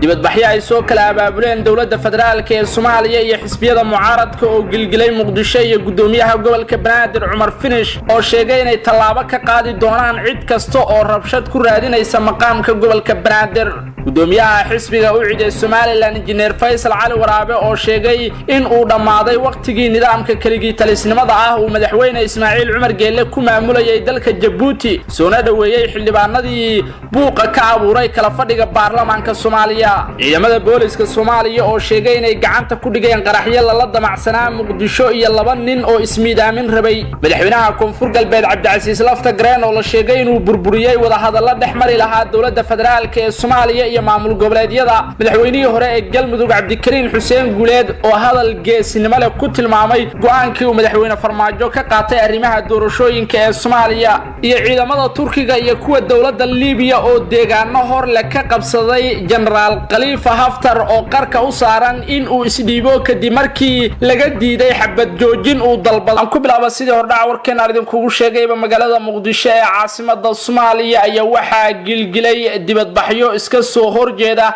oo midkood lagu taageerayay hadalkii madaxweyne Farmaajo ee ku aadanaa maqaamka iyo matalaada uu gobolka Banaadir ku yeelanayo aqalka sare ee wadanka dibadbaxa lagu taageerayay go'aanka madaxweyne Farmaajo ayaa waxa soo abaabulay maamulka gobolka Banaadir waxaana ka qayb galay kumanaan dadweyne ah oo isaga kala yimid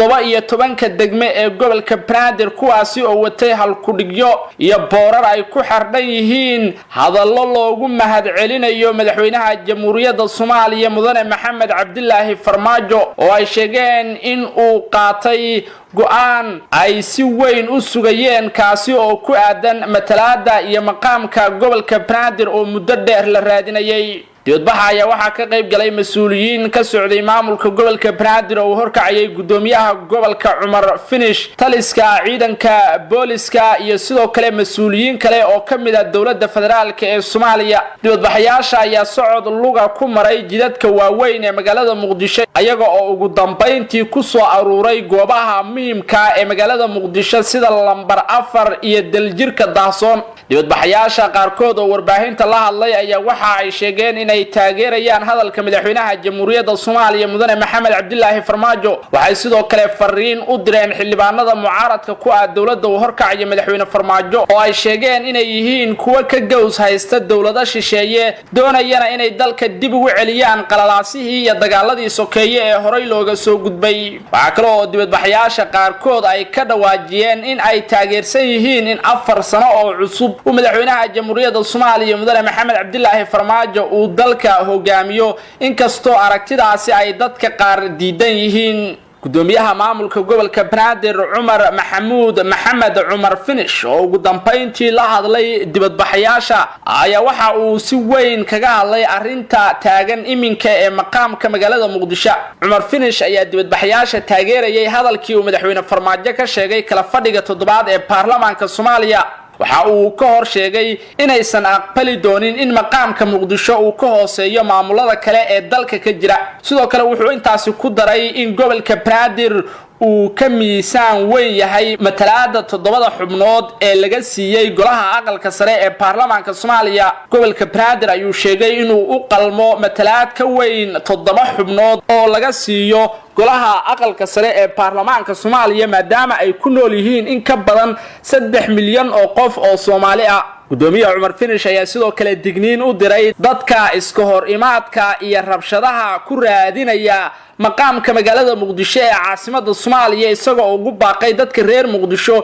in ay isdejiyaan isla markaana ay xuquuqdooda ku raadsadaan si nabdoon dadka qaar ayuu sheegay inay dana gaara ka leeyihiin matalaada iyo maqaamka magaalada muqdisho oo ay doonayaan in danahooda ay ka dhex arkaan haddii ay ka waayaanna ay foodo iyo qalalaaso hor le abuuraan cumar finish ayaa sheegay in dadkaasi aysan u dul qaadan doonin tallaabooyinka ay qaadayaan oo ay si adag ula dagaalami doonaan shacabka isku soo baxay ee taageerayay go'aanka madaxweyne farmaajo ayuu ku ammaanay sida ay isku soo abaabuleen oo ay u muujiyeen rabitaankooda ku aadan in ay raalli ka yihiin in gobolka banaadir uu helo xaquuq iyo matalaad u gaara oo muddo dheer laga shaqaynayay maamulkiisa ayuu sheegay intii uu jiray inuu ka shaqaynayay sidii dadka ku nool gobolka banaadir ay u heli lahaayeen xaquuqdooda iminkana uu dadaalku marayo meel wanaagsan ayna rajaynayaan in inta dhiman sida ugu dhaqsaha badan lagu helo oo muqdisho ay hesho matalaad saxa dhinaca kale dibadbaxkaasi ka soo horjeeda oo ay soo qabanqaabiyeen mucaaradka dawladda ku kacsan gaar ahaan madasha isbahaysiga xisbiyada qaran ayaa ka dhacay magaalada muqdisho ee caasimada Soomaaliya dibadbaxaasi ayaa lagu diidanaa nooca matalaada muqdisho laga siiyay aqalka sare iyo hadalkii uu madaxweyne farmaajo ka hor sheegay labada gole ee baarlamaanka Soomaaliya xubnaha dibadbaxan dawladda lagaga soo horjeeday horkacayay oo u badnaa odayaal dhaqameed ayaa waxa ay sheegeen in magaalada muqdisho xaquuqdeeda iyo matalaada ay yeelan kartaba ay ka tashan karaan dadka reer muqdisho oo iyagu ay ku heshiin karaan xaqoodana ay go'aan ka gaari karaan nooca uu noqonayo iyo matalaada ay doonayaan hase yeeshee uusan madaxweynuhu isagu go'aan ka gaari karin maqaamka magaalada muqdisho tallaabadaasi oo ay ku tilmaameen mid aan la aqbali karin waxa kaloo ay dadka dibadbaxa dhigayay si weyn u dhaliileen dhowr tallaabo oo ay qaaday dawladda madaxweyne farmaajo nabadoon islow cabdiraxmaan islow oo ka mid ahaa dadka dhigayay dibadbaxa lagaga soo horjeeday dawladda ee ka dhacay muqdisho ayaa waxa uu sheegay in dadka dawladda taageersan ee iyaguna ku dibadbaxay magaalada muqdisho ee sheegaya inay soo dhaweynayaan hadalka madaxweyne farmaajo ee maqaamka gobolka banaadir ay yihiin xoogaga wadaniyiinta oo uu samaystay madaxweynaha Soomaaliya sida uu hadalka u dhigay nabadoon islow cabdiraxmaan islow waxa kaloo uu sheegay in ay yihiin dadka dibadbaxaya badankoodu kuwa hubaysan oo doonaya in magaalada ay qas ka abuuraan balse iyagu ay doonayaan inay qabtaan dibadbax nabadeed oo ay ku dalbanayaan maqaamka gobolka banaadir oo dadka degan muqdisho ay ka wada tashtaan labada dibadbax ee ka kala dhacay magaalada muqdisho ayaa si weyn looga dareemay caasimada waxaana dibadbaxyadu ay yimaadeen iyada oo uu jiro baaqiyo ay dawladdu horay u soo saartay oo ahaa in dadku ay kala dheeraadaan maadaama ay jirto qatarta cudurka COVID-19 sidoo kalena ay xiran yihiin goobaha muhiimka sida kuwa waxbarashada garoomada diyaaradaha iyo xarumaha kale oo albaabada loogu laabay faafitaanka cudurka corona awgiis balse dibadbaxyadan ayaa burinaya amaradii hore ee dawladda ee ku aadanaa kala dheeraanshiyaha muqdisho ayaa laga dareemay xiisad weyn oo u dhaxaysa mucaaradka iyo dawladda federaalka tan iyo markii madaxweynaha jamhuuriyadda Soomaaliya uu khudbad dhinacyo badan taabanaysa ka jeediyay labada gole ee baarlamaanka Soomaaliya kala fadhigoodii toddobaad ee furmay waxaa sidoo kale dibadbaxyada dhaliyay buuq ay kala fadhigaasi ka abuureen xubnaha mucaaradka ah ee ka tirsan labada aqal ee baarlamaanka Soomaaliya wararka soo baxaya iminka waxay sheegayaan in mucaaradku ay abaabulayaan dibadbax kale oo weyn oo ka dhaca magaalada muqdisho kaasi oo lagaga soo horjeedo dawladda uu hogaaminayo madaxweyne maxamed cabdilaahi farmaajo injineer faysal cali waraabe gudoomiyaha xisbiga mucaaradka ee ucid ee Somaliland oo warfidiyeenka kula hadlay magaalada Hargeysa ayaa waxa uu ka hadlay rabshadaha ka socda wadanka Djibouti iyo sidoo kale buuqii hareeyay kala fadhiga baarlamaanka Soomaaliya ugu horeyn waxa uu soo dhaweeyay xildhibaanadii buuqa ka abuuray fadhigii uu madaxweynaha jamhuuriyadda Soomaaliya furayay ee labada gole ee baarlamaanka Soomaaliya wuxuuna talaabada ay qaadeen xildhibaanada foorida iyo firimbiga isugu daray madaxweynaha ku tilmaamay mid geesinimo leh oo ay isaga dulqaadayaan nidaamka madaxweyne maxamed cabdilaahi farmaajo uu hormuudka ka yahay oo uu ku tilmaamay injineer faysal cali waraabe mid aan u qalmin in uu hogaamiyo dadka Soomaaliyeed faysal cali waraabe ayaa sheegay in laga doonayo dadka reer muqdisho in ay iyaguna iska xoreeyaan nidaamkaasi oo ay iyagu talada gacanta ku dhigaan sida uu hadalka u dhigay faysal cali waraabe ayaa sidoo kale soo hadal qaaday xaaladda dalka Djibouti oo ay hareeyeen rabshado ka dhashay xarig loo geystay duuliye ka tirsanaa ciidamada cirka ee wadanka Djibouti waxa uu sheegay in uu dhammaaday waqtigii uu nidaamka keligii talisnimada ah ku maamulayay waddanka Jabuuti madaxweyne Ismaaciil Cumar Geele dadka reer Jabuuti ee dibadbaxa dhigaya ayuu ku tilmaamay kuwa doonaya inay iska xoreeyaan nidaamka dictatornimada ah ee la degay waddanka Jabuuti oo sanado badan uu maamulayay hal madaxweyne oo kaliya taasi oo uu ku tilmaamay injineer Faysal Cali Waraabe mid aan macquul ahayn dadka dibadbaxa dhigaya ayuu sheegay inay garab taagan yihiin oo ay ku dhiirigelinayaan inay sii wadaan rabshadaha si ugu dambeyn lagaga taqaluso madaxweyne Ismaaciil Cumar Geele iyo xukuumaddiisa isbedel muuqdana uu uga dhaco waddanka Jabuuti maamulka koonfur galbeed ayaa sabab u noqday burburka shir muddooyinkii dambe laga shaqeynayay oo la filayay inay isugu yimaadaan madaxda dawladda federaalka Soomaaliya iyo kuwa maamul goboleedyada gudiyo ka kala socday labada dhinac oo ku hawlanaa qabanqaabada shirka madaxdu ay yeelan rabaan ayuu fashil ku dhamaaday qorshe ay wadeen gudiyadaasi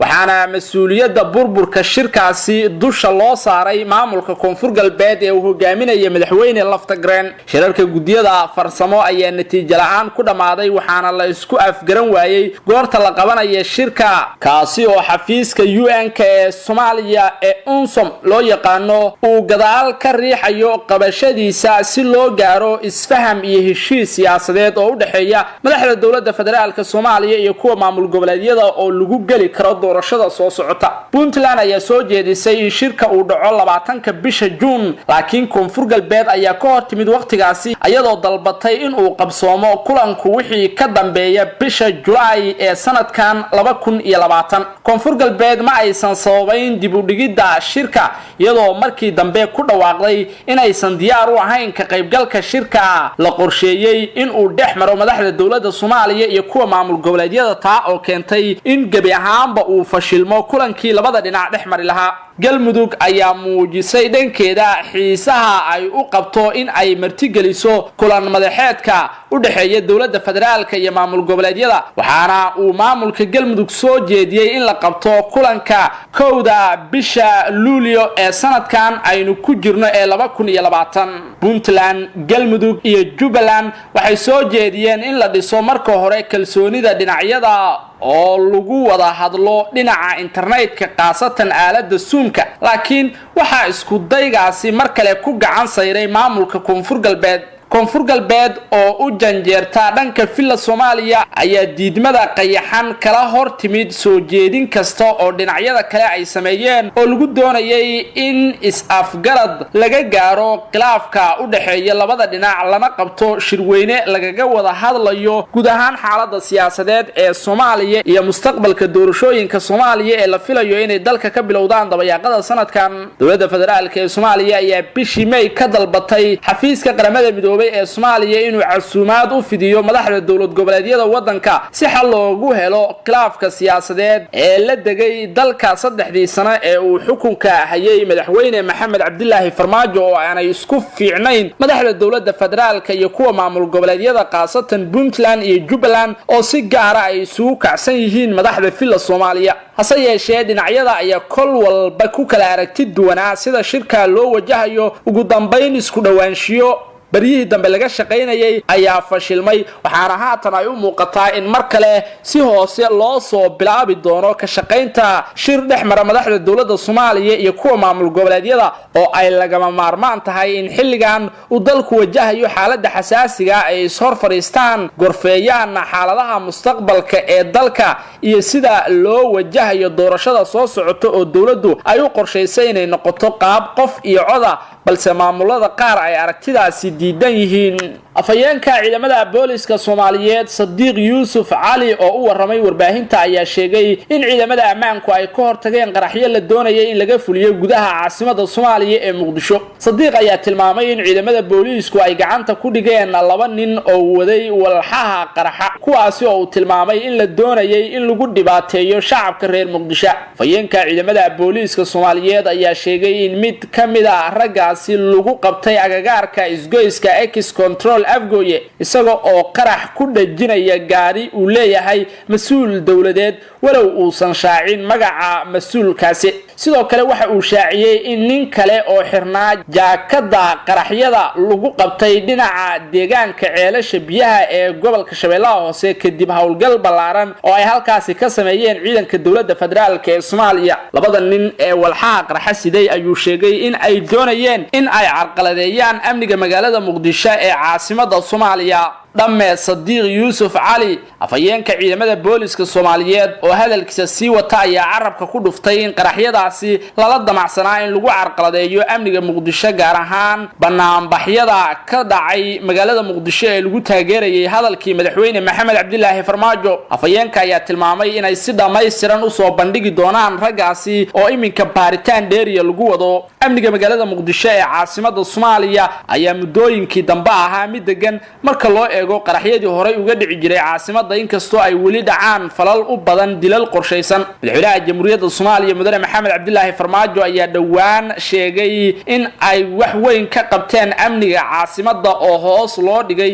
faldambiyeedyadii dilalkii qorshaysnaa iyo qaraxyadii caasimadda ka dhici jiray madaxweynaha ayaa sheegay in sanadkan 2020 ay dhaceen oo kaliya wax ka yar 30 fal dambiyadeed taasi oo uu ku tilmaamay talaabo horay loo qaaday iyo in la yareeyay dambiyadii kala duwanaa ee caasimadda ka dhici jiray wuxuuna madaxweynuhu carabka ku adkeeyay in ay sii wadi doonaan hawlaha xasilinta amniga caasimadda ilaa laga ciribtirayo dhammaanba falalka ka dhanka ah xasiloonida magaalada Muqdisho ee caasimadda Soomaaliya oo dawladdu ay juhdi balaaran ku bixisay balse sanadihii dambe ay al-shabaab iyaguna maleegayeen qaraxyo iyo weeraro kale oo ay caasimadda ka geysanayaan kuwaasi oo ay xitaa ku jiraan hoobiyaal lagu tuuray goobaha qaar madaxweynihii hore ee Galmudug marna soo noqday wasiirkii arrimaha gudaha iyo amniga qaranka Cabdikariin Xuseen Guuleed ayaa si weyn u soo dhaweeyay hadalkii madaxweynaha jamhuuriyadda Soomaaliya Maxamed Cabdilaahi Farmaajo ee la xiriiray qabsoomidda doorashada dalka Guuleed waxa uu sheegay in arrintaasi ay u wanaagsan tahay sii socoshada qori isu dhiibka dawladnimada Soomaaliya oo 4 sanaba mar la qabto doorasho lagu soo doorto dawladda xigta tan markaasi waqtigeedu uu idlaado waxa uu sheegay in hadalka madaxweyne Maxamed Cabdilaahi Farmaajo ee ku aadan arrimaha doorashooyinka Soomaaliya uu yahay mid geesinimo ah oo muddo la sugayay in uu madaxweynuhu cadeeyo mowqifkiisa ku wajahan arrimaha doorashooyinka ee Soomaaliya Cabdikariin Xuseen Guuleed ayaa sheegay in hay'adaha kale ee dawladda oo horay u cadeeyay mowqifkeeda ugu dambeyn laga wardhowrayay go'aanka madaxweynaha iminkana uu madaxweynuhu sheegay in doorashadu ay ku dhici doonto waqtigeeda oo aysan jiri doonin wax dib u dhigis iyo muddo kororsi la yiraahdo waxa uu ku tilmaamay go'aankaasi mid dalka u horseedaya xasilooni iyo kala dambeyn lagagana baaqsan karo rabshado ka dhasha dib u dhaca doorashooyinka Soomaaliya oo mucaaradku ay barihii dambe ka dhawaajinayeen in dalku uu wajihi doono qalalaase iyo dagaalo sokeeye haddii ay dawladdu isu daydo in ay xukunka isku dhajiso oo ay muddo kale ku darsato awoodeeda Cabdikariin dhanka kale waxa uu soo jeediyay in baarlamaanka Soomaaliya ay mas'uuliyad iska saaraan sidii loo dhaqan gelin lahaa xeerarka doorashooyinka oo ay horay u meel mariyeen labada gole ee baarlamaanka Soomaaliya si loo helo xeerar isku dheelitiran oo lagu gali karo doorashada soo socota walwalka ugu weyn ee ay mucaaradku qabeen ayaa ahaa in doorashadu ay dib u dhacdo oo marka uu dhamaado muddaxileedka madaxweyne Maxamed Cabdilaahi Farmaajo ay dawladdu waqti kale ku darsato hase yeeshee madaxda dawladda federaalka ee Soomaaliya ayaa si cad u sheegay in arrintaasi aysan dhici doonin oo doorashada lagu gali doono waqtigii loo qoondeeyay ayna noqon doonto mid ay dadweynuhu ka qayb galaan oo ay soo doortaan dadka ku metelaya kuraasta labada aqal ee baarlamaanka Soomaaliya hogaamiyaasha kale ee mucaaradka ayaan wali cadayn mowqifkooda ku wajahan hadalka madaxweyne Maxamed Cabdilaahi Farmaajo marka laga soo tago Cabdikariin Xuseen Guuleed madaxweynihii hore ee Galmudug oo iminka aastay xisbi siyaasadeed u gaara kaasi oo lagu magacaabo xisbiga Sahan oo uu kaga qayb gali doono doorashada soo socota ee dalka ka dhacaysa dabayaaqada sanadkan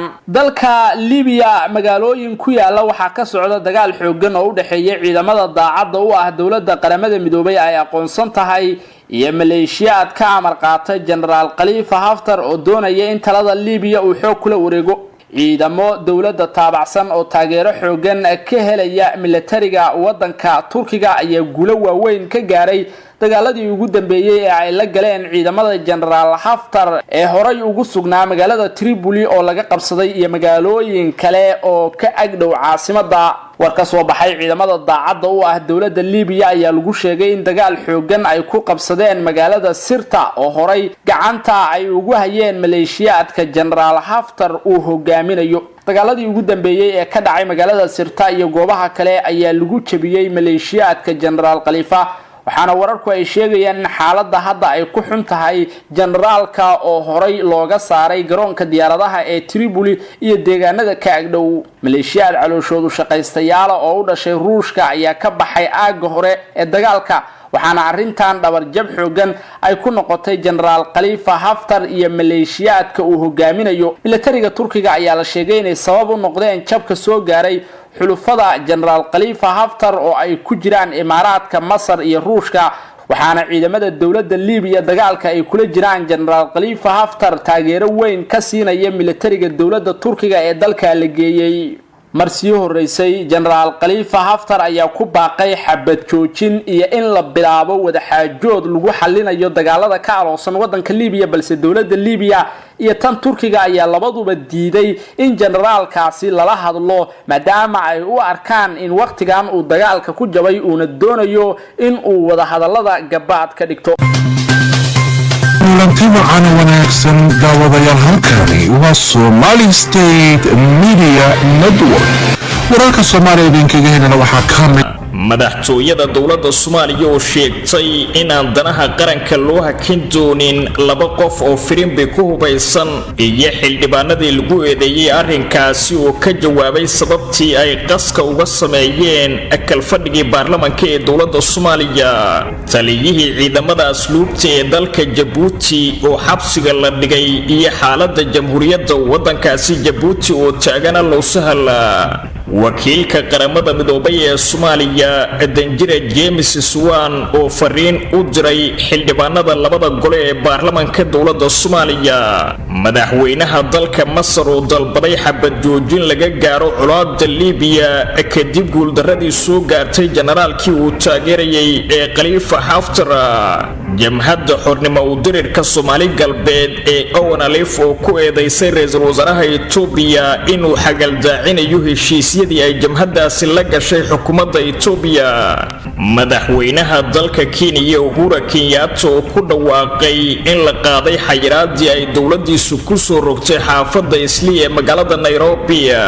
iyo ra'iisul wasaarihii hore ee Soomaaliya Cali Maxamed Geedi oo sheegay in xildhibaanada ka hadlaya maqaamka Muqdisho ay ka leeyihiin dana gaara. madaxtooyada dawladda Soomaaliya ayaa war kooban ka soo saartay sawaxan muddo kooban hareeyay xarunta golaha shacabka Soomaaliya Villa Hargeysa ee magaalada Muqdisho, halkaas oo si rasmi ah uga furmay kalfadhiga toddobaad ee labada aqal ee baarlamaanka Jamhuuriyadda Federaalka ee Soomaaliya. madaxweynaha dawladda Soomaaliya Maxamed Cabdullaahi Farmaajo oo furay kalfadhiga toddobaad ayaa intii ay socotay khudbadiisa la kulmay carqaladayn kaga imaanaysay qaar ka mid ah xildhibaanada oo kala horjagay qayla iyo sawaxan, iyadoo qaarkoodna ay yeerinayeen firimbi halka kuwa kalena ay ku qaylinayeen inuu waqtigu ka dhamaaday madaxweyne Farmaajo khudbadiisa. agaasimaha guud ee madaxtooyada dawladda Soomaaliya Cabdinuur Maxamed Axmed oo ka hadlayay falkii ay ku kaceen xildhibaanada mucaaridka ah ee joogay kalfadhiga baarlamaanka dawladda Soomaaliya ayaa ku tilmaamay qayb ka mid ah horumarka ay samaysay dimuqraadiyadda Soomaaliya. waxaana qoraalkiisa uu ku sheegay agaasimaha madaxtooyada dawladda Soomaaliya in geedi socodka dawlad-dhisidda ee Soomaaliya heerar kala duwan uu soo maray, waxaana jirtay buu yiri xilli kala aragtiya duwanaanshaha lagu xallin jiray qori caaradiisa. maanta se waxay maraysaa in firimbi loo yeeriyo marka madaxda laga aragti duwanaado, waxaana taasi uu ku qeexay horumar ay samaysay dimuqraadiyadda Soomaaliya isla markaa islamarkaana aan la caburinaynin qof kasta oo ka aragti duwan madaxda dalka agaasimaha guud ee madaxtooyada ayaa sidoo kale sheegay in laba xildhibaan oo ku hubaysan firimbi aysan hakin doonin danaha qaranka iyo shaqada uu madaxweynuhu u hayo shacabka Soomaaliyeed hayaanka loogu jiro soo celinta haybadii qaranka uu lahaa waa soconaysaa firimbiguna hakan maayo wixii hogaamiye kooxeed burcadiimeed iyo shisheeye intuba hakin waayeen ma hakin doonaan ayuu yiri kuwa firimbiga isku soo hubeeyay ee doonaya in ay danaha qaranka hagardaameeyaan waxaana sidoo kale uu qoraalkiisa ku soo qaatay oraahda ah kalluun badweyn ma qurmiyo shaqada ay hayso madaxtooyada Soomaaliya marnaba u istaagi mayso laba xildhibaan oo doonaya in ay ka hor yimaadaan danaha shacabka loo hayo isla markaana ay ka dhaxeegtaan danahooda ayuu yiri dowladnimada Soomaaliya dhinaca kale xildhibaanada ka tirsanaa baarlamaanka dowladda Soomaaliya ee lagu eedeeyay in ay buuqa iyo arbushaada ku sameeyeen xilligii uu khudbada jeedinayay madaxweyne Maxamed Cabdullaahi Farmaajo ayaa la hadlay warbaahinta waxayna ka warbixiyeen sababaha ay uga hor yimaadeen khudbada madaxweynaha xildhibaan xasan cabdi ismaaciil xasan yare oo ahaa mudanihii firimbiga yeeriyay intii ay socotay khudbadii madaxweynaha waxa uu sheegay in madaxweyne Farmaajo uu ka weecday dhammaanba waxyaabihii la filayay inuu ka hor sheego labada aqal ee baarlamaanka Soomaaliya isla markaana uu ka hadlay waxyaabo daciif ah oo aysan ahayn inuu soo hadal qaado xildhibaan xasan yare oo laga soo doortay Jubbaland waxa uu sheegay in madaxweynuhu uu goodoomiyay deegaankii laga soo doortay ee gobolka Gado isla markaana xadgudubyo ay ka geysatay dowladda Soomaaliya xildhibaanku waxa uu sheegay in madaxweyne Farmaajo looga fadhiyay inuu ka hadlo waxyaabo ay ka mid yihiin amniga qaranka iyo sidoo kale 8 qof ee dhaqaatiirta ah ee lagu dilay gobolka Shabeellaha Dhexe waxaana uu sheegay intaasi uu ka weecday madaxweyne Farmaajo isagoo sheegay in ay door bideen isaga iyo xildhibaano kale inay joojiyaan khudbada madaxweynaha taasoo uu ku tilmaamay mid aan micno badan u sameynaynin shacabka Soomaaliyeed xildhibaan xasan yare oo u muuqday mid ka caraysan tallaabooyinka dowladda ee gobolka Gado ayaa xusay in ay suurista ku sameyn doonaan tallaabo kasto ay qaadayso dowladda madaxweyne Maxamed Cabdullaahi Farmaajo waa hagaag saaxiibayaal bal haatan aynu weecanno xaaladda dalka Djibouti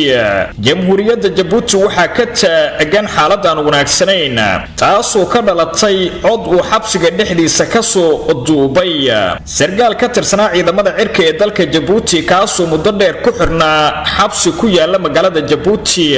waxaana isu soo tarayay eedeymaha loo jeedinayay madaxweyne Ismaaciil Cumar Geele ee ku aadan in uu wali sii wado tallaabooyinka cabsigelinta ee ku wajahan dadka rayidka dowladda Djibouti waxay goordhow xabsiga dhigtay taliyihii ciidanka asluubta ee xabsiga ugu weyn dalkaasi ee Gobaad kaasoo lagu magacaabo General Cabdullaahi Jaamac Yunis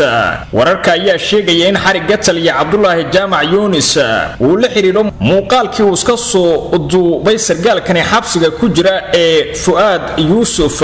kaasi oo ku xiran xabsiga Gobaad ee uu maamulayay taliyahani ciidamada asluubta ee dalkaasi Djibouti muuqaalkaasi oo dhaqaajiyay dareenka bulshada reer Djibouti isla markaana ay durbadiiba bilaabeen dibadbaxyo ballaaran dowladda Djibouti oo hogaaminaya madaxweyne Ismaaciil Cumar Geele ilaa yaha tan waxay ku howlan tahay tallaabooyin ay kaga hortagayso mudaharaadyada ka bilowday dalka Djibouti ee dadka shacabka ahi ay ku dalbanayaan in xabsiga laga sii daayo sargaalkaasi ka tirsanaa ciidamada cirka dhinaca kale banaanbaxyada ay dhigayaan dadka shacabka ahi ayaa wali ka sii socda wadanka Djibouti iyadoo ay si soo tarayaan kacdoonka lagaga soo horjeedo xukunka madaxweyne Ismaaciil Cumar Geele oo lagu eedeynayo inuu yahay hogaamiye qaab kaligitalisnimo ula dhaqmaya bulshada Djibouti laakiin madaxweyne Ismaaciil Cumar Geele ayaa qaadaya tallaabooyin uu ku doonayo inuu ku joojiyo dibadbaxyada ay dhigayaan dadka rayidka ahi waxaana la filayaa in dibadbaxyada ay dabka ku sii shidi doonto tallaabadani haatan ay qaaday dowladda madaxweyne Geele ee lagu xiray taliyihii ciidamada asluubta ee wadankaasi Djibouti kaasoo loo aanaynayo in uu isagu ka dambeeyay muuqaalkani uu soo duubay sargaalka ku jira xabsiga Gobaad ee ugu weyn dalkaasi Jabuuti ergeyga gaarka ah ee qaramada midoobay u qaabilsan danaha Soomaaliya Danjire James Swan waxa uu fariin u diray xildhibaanada labada gole ee baarlamaanka dawladda Soomaaliya kuwaasi oo shirweynahoodii toddobaad uu si rasmi ah uga furmay magaalada Muqdisho ee xarunta wadanka Soomaaliya ergeyga waxa uu sheegay inuu ku faraxsan yahay inuu fariinta geeraha u diro furitaanka kalfadhiga toddobaad ee xildhibaanada golaha shacabka baarlamaanka Soomaaliya oo uu ku bogaadiyay xildhibaanada sida ay ugu heelan yihiin inay xaqiijiyaan howlaha baarlamaanka inkastoo ay jiraan caqabado ka dhashay xanuunka COVID-19 sida uu sheegay wakiilka qaramada midoobay ergeyga gaarka ah ee xogayaha guud ee qaramada midoobay u qaabilsan danaha Soomaaliya ayaa dhinaca kale waxa uu tilmaamay isagoo ku hadlaya magaca qaramada midoobay inuu jecel yahay inuu muujiyo inay garab taagan yihiin dawladda federaalka ee Soomaaliya iyo dadweynaha Soomaaliyeed ee wajahaya caqabadaha caalamiga indhaha saaxiibada Soomaaliya iyo kuwa dadka Soomaaliyeed waxay soo eegayaan baarlamaanka dawladda federaalka ee Soomaaliya idinkoo gudagalaya shirweynihiina aad horay ugu sii wadaysaan arrimaha degdega ah ee mudnaanta leh ayuu yiri James Swan oo intaasi ku sii daray in ay ka mid yihiin shaqada la xiriirta doorashooyinka qaranka ee soo socda wax ka bedelka sharciga xisbiyada siyaasadda iyo ka baaraandegida warbixinta guddiga wadajirka ah ee ku meel gaarka sharciga doorashooyinka iyo hadal jeedinta guddiga madaxa bannaan ee doorashooyinka qaranka sida uu sheegay wakiilka qaramada midoobay ee Soomaaliya ergeyga gaarka ah ee xogayaha guud ee qaramada midoobay u qaabilsan danaha Soomaaliya Danjire James Swan waxa uu sidoo kale qoraalkiisa ku sheegay inay Soomaaliya marayso marxalad xasaasi ah iyadoo xildhibaanada baarlamaanka ee dawladdu ay qeexi doonaan wadada ay Soomaaliya u marayso dimuqraadiyadda iyo xasiloonida sanado badan oo soo socda ergeyga qaramada midoobay ee arrimaha Soomaaliya waxa uu ku dhiirigeliyay xildhibaanada in ay isku keenaan dhammaan saamilayda ay taladeedu ka go'do arrinta Soomaaliya si loo xoojiyo dib u heshiisiinta is-afgarad wadar ogolana looga gaaro dhammaan xaaladaha taagan James Swan waxa uu sheegay qoraalkiisa inuu bogaadinayo mas'uuliyiinta dawladda federaalka ee Soomaaliya iyo sidoo kale xildhibaanada labada gole oo uu sheegay inay yihiin kuwa u heelan in dalka laga hirgeliyo doorashooyin xor iyo xalaal ah isla markaana laga talageliyo dhammaan basaamilayda dalka madaxweynaha wadanka Masar Abdel Fattah al-Sisi oo kamid ah hogaamiyaasha gacanta military siinaya ciidamada hogaamiyaha afgambidoonka ah ee dalkaasi Liibiya Khalifa Haftar ee dagaalka kula jira ciidamada dawladda Liibiya ayaa sheegay in loo baahan yahay xabad joojin maalmoon kadib markii xogaga Khalifa Haftar laga saaray magaalooyin badan oo muhiim ah isla markaana lagu jabiyay duulaankii ay ku soo qaadeen magaalada caasimadda u ah wadankaasi ee Tripoli Abdel Fattah Sisi ayaa war qoraal ah uu soo saaray waxa uu ku baaqay xabad joojin degdeg ah oo bilaabanaysa Isniinta 8 bisha Juun isla markaana uu ku dhawaaqay in dib loo furo wada hadaladii laga dhex waday dawladda Liibiya iyo garabka Khalifa Haftar ee horay uga dhacay magaalada Geneva ee dalka Switzerland baaqani madaxweynaha dalka Masar al-Sisi ayaa imaanaya kadib jabkii soo gaaray ciidamada uu horkacayo General Khalifa Haftar oo laga saaray magaaladii ugu dambeysay ee saldhigga u ahayd duulaankii ay ku qaadeen caasimadda Tripoli ciidamada Haftar ayaa laga qabsaday dhammaan saldhigyadii military ay ku lahaayeen nawaaxiga Tripoli iyo magaalooyinka uu saadku u sii mari jiray waxaana askartoodu ay haatan dib uga baxeen gabi ahaanba dhulka ku dhow caasimadda Liibiya ee Tripoli waxaana sidoo kale magaalooyinkii ugu dambeeyay ee u gacan galay dawladda Liibiya kamid ahaa magaalooyinka Bin Walid iyo Tarhuma kuwaasi oo muddo dheer muhiim u ahaa hogaamiyaha falaagada ah ee dalkaasi Liibiya Khalifa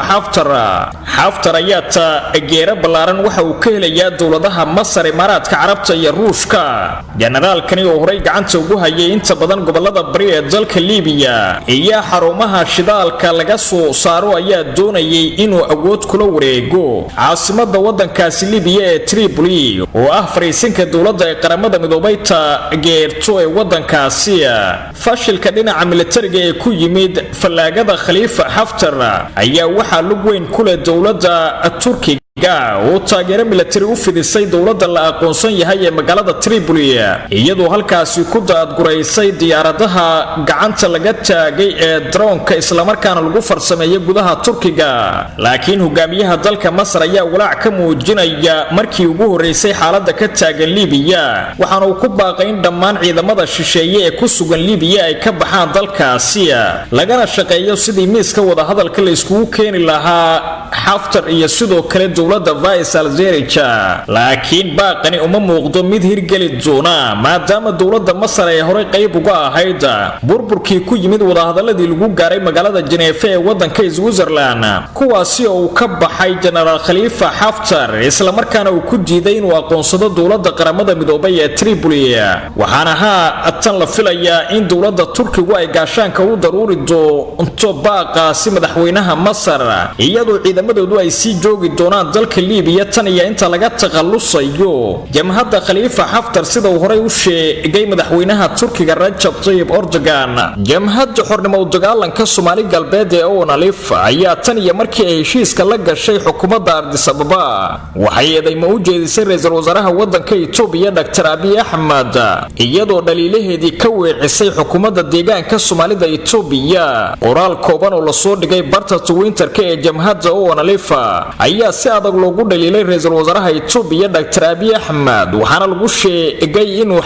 xagaldaacinayo heshiiskii ay jamhaddaasi la gashay dowladda Itoobiya kaasoo ku aadanaa in dalka loo horseedo nabad iyo xasilooni qoraalkani ka soo baxay jamhadda ONLF oo loogu duur xulay ra'iisul wasaaraha Itoobiya ayaa lagu yiri in la soo afjaro dagaal lana abuuro nabadgelyo iyo xasilooni waa mid qaadata waqti in la gaaro halka in xasilooni la waaya ay fududahay hadalkaasi oo u muuqday inay suurtagal tahay in jamhaddu ay dib u bilowdo ficiladeedii haddii dowladda Itoobiya ay ka soo dhalaali weydo waxyaabihii labada dhinac ay isku afgarteen qoraalka waxaa lagu yiri laba garab ayaa garay heshiis ay fulintiisu qusaysay cid waliba laakiinse suurtagal ma aha in dowladda federaalka Itoobiya inay mar kale dib ugu macaamisho jamhadda xornimo u dirirka Soomaali galbeed ee ONLF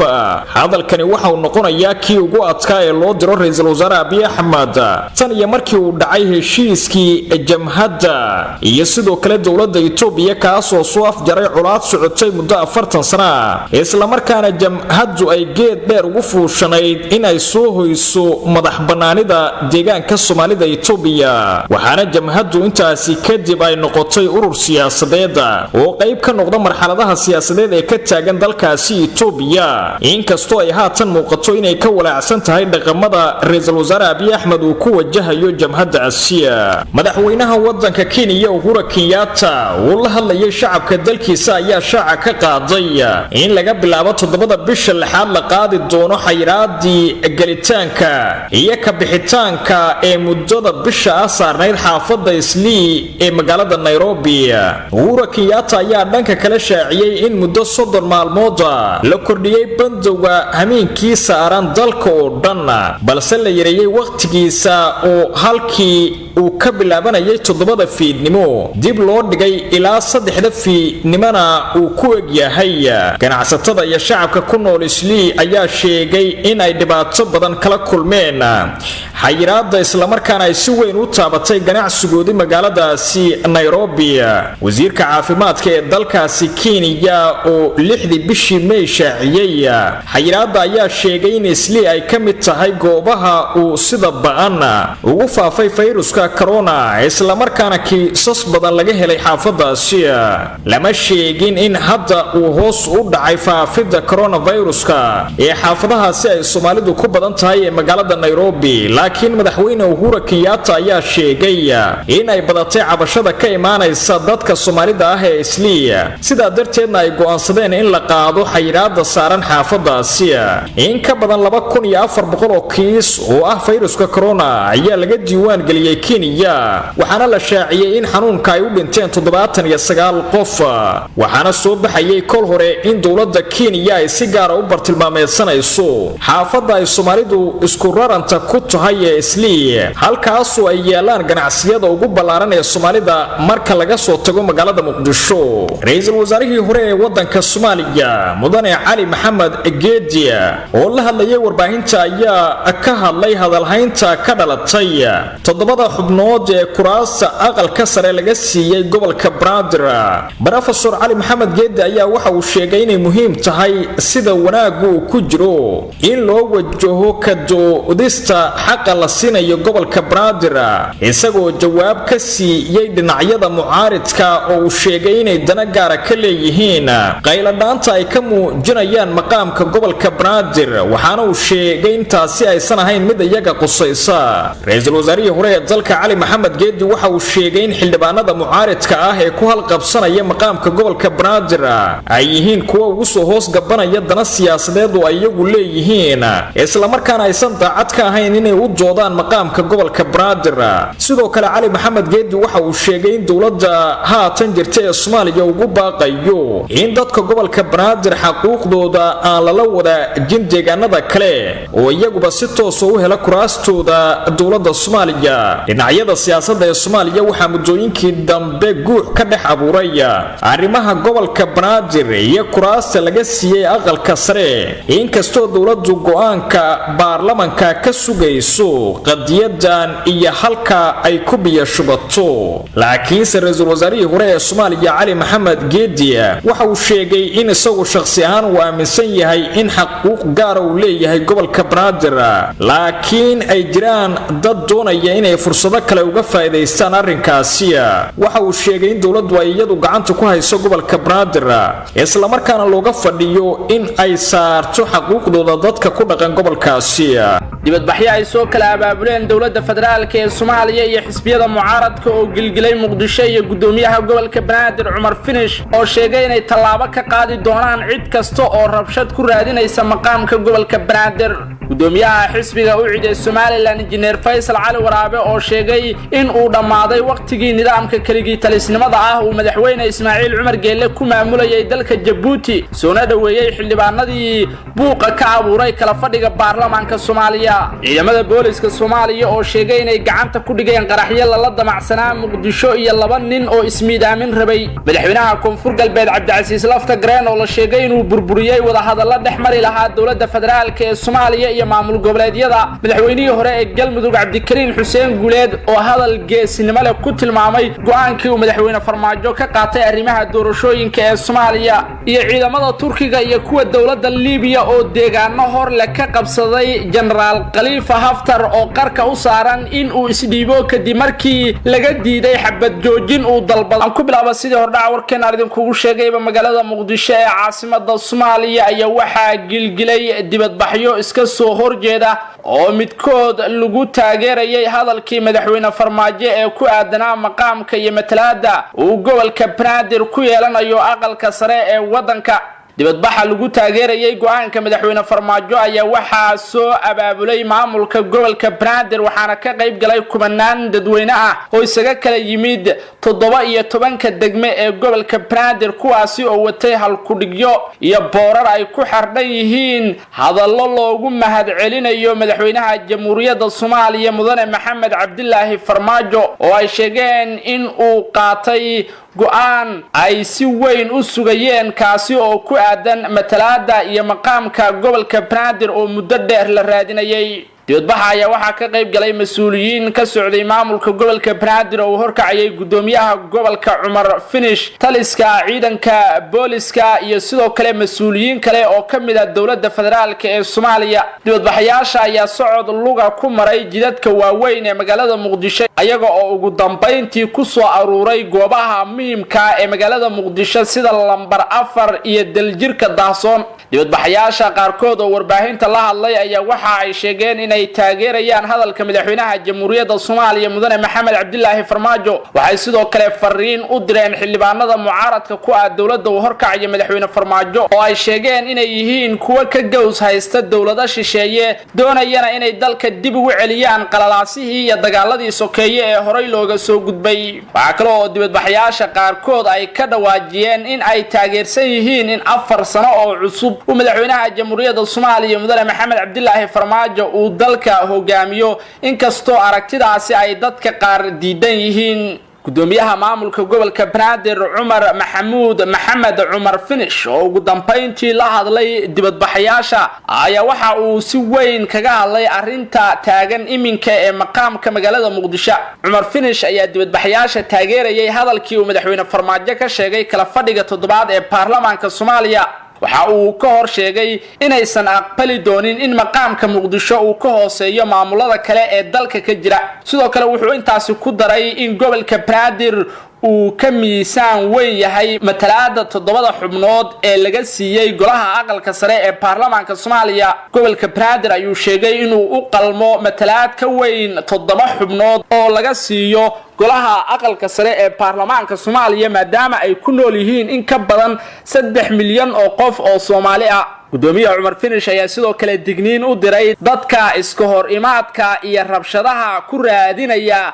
maqaamka magaalada Muqdisho ee caasimadda Soomaaliya isagoo ugu baaqay dadka reer Muqdisho in ay isdejiyaan isla markaana ay xuquuqdooda ku raadsadaan si nabdoon. dadka qaar ayuu sheegay inay dana gaar ah ka leeyihiin matalaada iyo maqaamka magaalada Muqdisho oo ay doonayaan in danahooda ay ka dhaxarkaan haddii ay ka waayaanna ay foodo iyo qalalaaso hor la abuuraan. Cumar Finish ayaa sheegay in dadkaasi aysan u dul qaadan doonin talaabooyinka ay qaadayaan oo ay si adag ula dagaalami doonaan. shacabka isku soo baxay ee taageerayay go'aanka madaxweyne Farmaajo ayuu ku amaanay sida ay isku soo abaabuleen oo ay u muujiyeen rabitaankooda ku aadan in ay raali ka yihiin in gobolka Banaadir uu helo xaquuq iyo matalaad u gaar ah oo muddo dheer laga shaqeynayay. maamulkiisa ayuu sheegay intii uu jiray inuu ka shaqeynayay sidii dadka ku nool gobolka Banaadir ay u heli lahaayeen xaquuqdooda. iminkana uu dadaal ku marayo meel wanaagsan ayna rajeynayaan in inta dhiman sida ugu dhaqsaha badan lagu helo oo Muqdisho ay hesho matalaad saxa. dhinaca kale dibadbaxkaasi ka soo horjeeda oo ay soo qaban qaabiyeen mucaaradka dawladda ku kacsan gaar ahaan madasha isbahaysiga xisbiyada qaran ayaa ka dhacay magaalada Muqdisho ee caasimadda Soomaaliya. dibadbaxaasi ayaa lagu diidanaa nooca matalaada Muqdisho laga siiyay aqalka sare iyo hadalkii uu madaxweyne Farmaajo ka hor sheegay labada gole ee baarlamaanka Soomaaliya. xubnaha dibadbaxan dawladda lagaga soo horjeeday horkacayay oo u badnaa odayaal dhaqameed ayaa waxa ay sheegeen in magaalada Muqdisho xaquuqdeeda iyo matalaada ay yeelan kartaba ay ka tashan karaan dadka reer Muqdisho oo iyagu ay ku heshiin karaan xaqoodana ay go'aan ka gaari karaan nooca uu noqonayo iyo matalaada ay doonayaan. hase yeeshee uusan madaxweynuhu isagu go'aan ka gaari karin maqaamka magaalada Muqdisho. talaabadaasi oo ay ku tilmaameen mid aan la aqbali karin. waxa kale oo ay dadka dibadbaxa dhigayay si weyn u dhaliileen dhowr talaabo oo ay qaaday dawladda madaxweyne Farmaajo.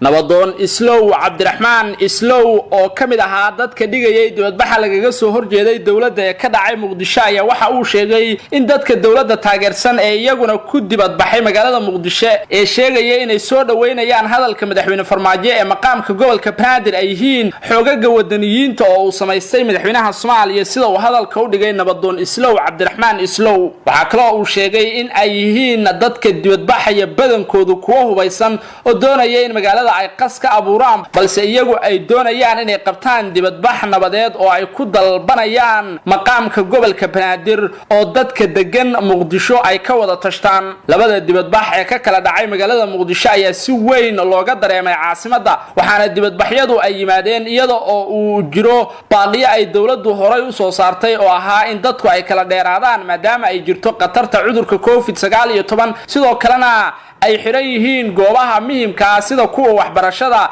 garoomada diyaaradaha iyo xarumaha kale oo albaabada loogu laabay faafitaanka cudurka corona awgiis. balse dibadbaxyadan ayaa burinaya amaradii hore ee dawladda ee ku aadanaa kala dheeraanshiyaha. Muqdisho ayaa laga dareemay xiisad weyn oo u dhaxaysa mucaaradka iyo dawladda federaalka tan iyo markii madaxweynaha jamhuuriyadda Soomaaliya uu khudbad dhinacyo badan taabanaysa ka jeediyay labada gole ee baarlamaanka Soomaaliya kala fadhigoodii toddobaad ee furmay. waxaa sidoo kale dibadbaxyada dhaliyay buuq ay kala fadhigaasi ka abuureen xubnaha mucaaradka ah ee ka tirsan labada aqal ee baarlamaanka Soomaaliya. wararka soo baxaya iminka waxay sheegayaan in mucaaradku ay abaabulayaan dibadbax kale oo weyn oo ka dhaca magaalada Muqdisho kaasi oo lagaga soo horjeedo dawladda uu hogaamiyo hogaaminayo madaxweyne maxamed cabdilaahi farmaajo. injineer faysal cali waraabe gudoomiyaha xisbiga mucaaradka ee ucid ee Somaliland oo warfidiyeenka kula hadlay magaalada Hargeysa ayaa waxa uu ka hadlay rabshadaha ka socda wadanka Djibouti iyo sidoo kale buuqii hareeyay kala fadhiga baarlamaanka Soomaaliya. ugu horeyn waxa uu soo dhaweeyay xildhibaanadii